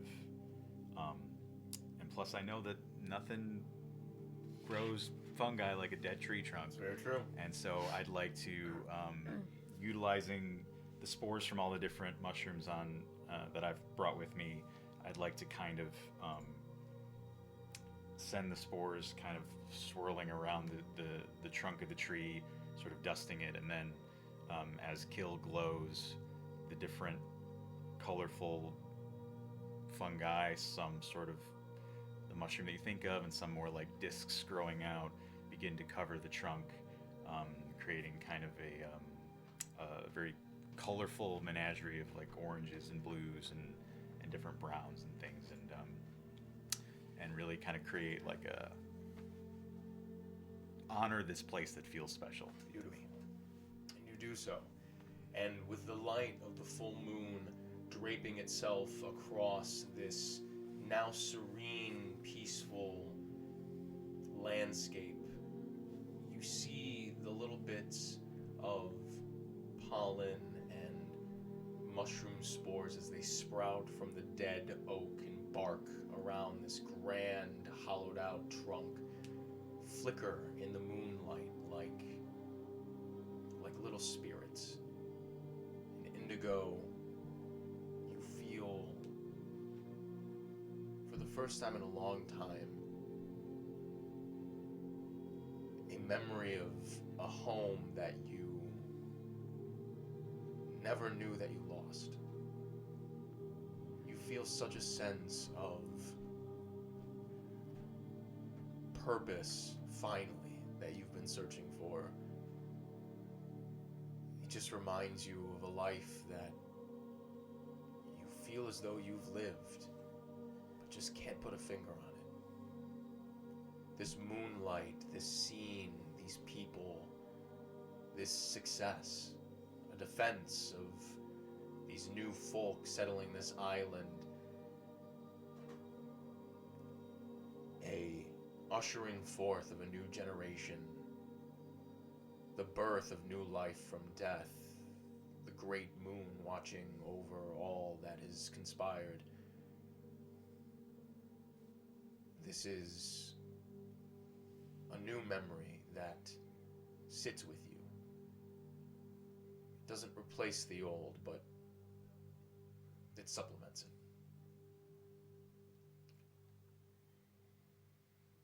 You all stand here in this glade. It is silent. It is the middle of the night. What would you like to do? I would like to just take a minute in this beautiful space and with the nest empty, I would like to cast Detect Magic. Sure. You do so, and you shimmer your fungi as the spores erupt and sort of pass over this area, and you feel a bit of glimmering essence just tucked under one of the little pieces of hay and bone that has been sort of tucked away. There's something sort of catching your attention inside the nest. Yeah, I'll kind of move the pieces and bits out of the way and see what it is. It seems to be a small little silver ring. I will pick it up. Alrighty. You do so. And I just say, consider us even. Let's say while this has been happening, Cassandra has been quietly running her thumbs over her little crystal ball. Yep. Casting Augury and trying to figure out if letting these things go was the right move. Sure. These creatures. You do so, and as you pass your fingers over the crystal ball, you begin to see a scene play forth through the crystal. You see the open sky and clouds shifting and passing you by at great speeds. You see the full moon above you and an ocean of trees below. To the right, you see the expanse of the true ocean, the cerulean, all through to the horizon. To your left, you see the same picture, the great cerulean outstretched to your left.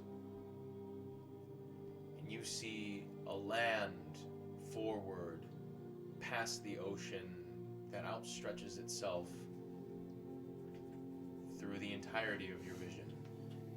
A mountain range eventually comes into sight, and you feel a sense of settlement in the peaks of these mountains, with the ridges, a land below with food aplenty,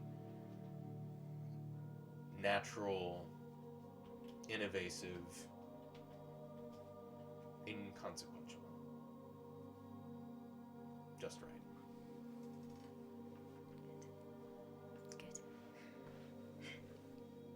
Sounds like the possum of neutrality to me. Sounds like the possum of neutrality to me. Right. Can we go get paid then? Yes, of course. Yes. Let's go back to town. Let's go. Head back. We're all done being sentimental. I'd like to get some gold. As would I. As we head back, I just pull out a piece of parchment that I've been kind of working on. Mm-hmm. It's my little mushroom map. Mushroom And map. I just marked down. I got like some question marks over here, like Coral's friend question mark, and then where I think I am, just using my sort of survival skills and my ability, my proficiencies with cartography. I'm kind of positioning things in this map, and I just put down the Great Tree. The Great Tree. That rocks. Alrighty, and you guys are heading back to town. Yep. Yep. As you all begin to make the trek under the light of the moon, having successfully felled this aggressive and, for all intents and purposes, unfortunate creature that has been assailing the farmsteads and the livestock and the livelihoods of these fine folk of Eodra, and ushering forth its children to a place of hope and promise. You continue down the path back towards town, hoping to collect some gold and start the next leg of whatever this adventure holds for you all. And we will end our session there, I think. I think that's a nice little place to stop for now. Yeah? It's good thing the babies didn't see the head we had with us. I figured that was I held it behind my back the whole time. Well, thanks, everybody. Thanks for joining. I thought that was a really wonderful time. That was a great game. Thank you, guys. That was super fulfilling. I want to say a big thanks to Raid Shadow Legends again for sponsoring our video. If you did download the game onto your phone or onto your PC while you were watching, thank you so much. Give it a playthrough, play it through the tutorial. It's really fun. I'll be playing myself on Sunday. We're going to be doing a fun little Sunday stream, just you guys and me, nice and intimate, playing Raid Shadow Legends. How fun. And we'll play through the tutorial together, or we'll play a little bit further into that. So I'll be streaming for a little while. Like I said, follow us on our socials. Or rather, like Garrett said, follow us on our socials. We'll be updating you on the time, specifically on Sunday. It's going to be Sunday evening at some point. But follow us there. You can get an idea of when we're going to be doing that. And just a quick heads up, next Wednesday, we are actually not going to be live playing. We're going to be doing a pre-recorded session. We have a bit of a scheduling conflict then. But for those of us that can make it, I will be in the chat watching along with you guys. We'll be compiling some gold pieces for the channel. I'm going to figure out the stuff for the raffle, so thank you very much for letting us know that that's being weird about, like, showing up for your points and whatnot. We have that tabulated, I believe, right, Michaela? It's showing up for us, like, we see how many points you guys have, but we'll get that figured out for sure. But we'll hang out, we'll have a good time, we'll see what happened and what we recorded. I'll be giving away some stuff, and I don't know if we hit it today, but we're rather close to 100 followers, meaning we're 2 away as far as I know. No, we hit it. We hit it today. We hit it during the break. Awesome. Thank you guys so much. Be on the lookout for next Wednesday. I'm going to make a few different announcements in chat. We're going to be having a few fun things come up in the near future. We're going to be looking, hopefully, to have some maybe giveaways and whatnot. Yeah, I'm just so excited to have you guys here. Thank you so much for watching. We'll be seeing you very soon. I'll be seeing some of you on Sunday, I'm sure. And most of us will be in the chat on Wednesday to watch along with what we have in store for you next week. So. Can I give myself inspiration when I'm watching in the past? In the past? Is that a thing?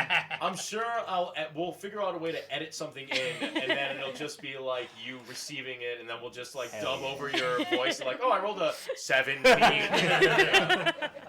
You can't have too many branching timelines. Yes, yeah, of course. Yes, the sacred timeline. Yes, please protect. The only thing you can do is actually make Sal drink. So true. I'm just sitting in chat, just getting his drums off. Everyone's like, why can't he type? Oh, gosh. No, but yeah, thank you guys so much. What's up, Michaela? I did want to add one more thing. Oh, tell us. Erin is streaming. Oh, hell yeah, let's go fucking raid her. Yeah, let's do it. All right, we're going to go head out over to Erin's stream. We're going to say what's up. And we're going to check out her stuff. Yeah, we're going to send her our love. So you guys stick around, enjoy her stream, and we will see you there. Thanks for coming. Thanks for coming. Yeah, thanks for hanging out, guys. Bye. See you soon. Take care. Alrighty. Let's get the fuck out of here. Oh, God. You want to end the stream? Hell yeah.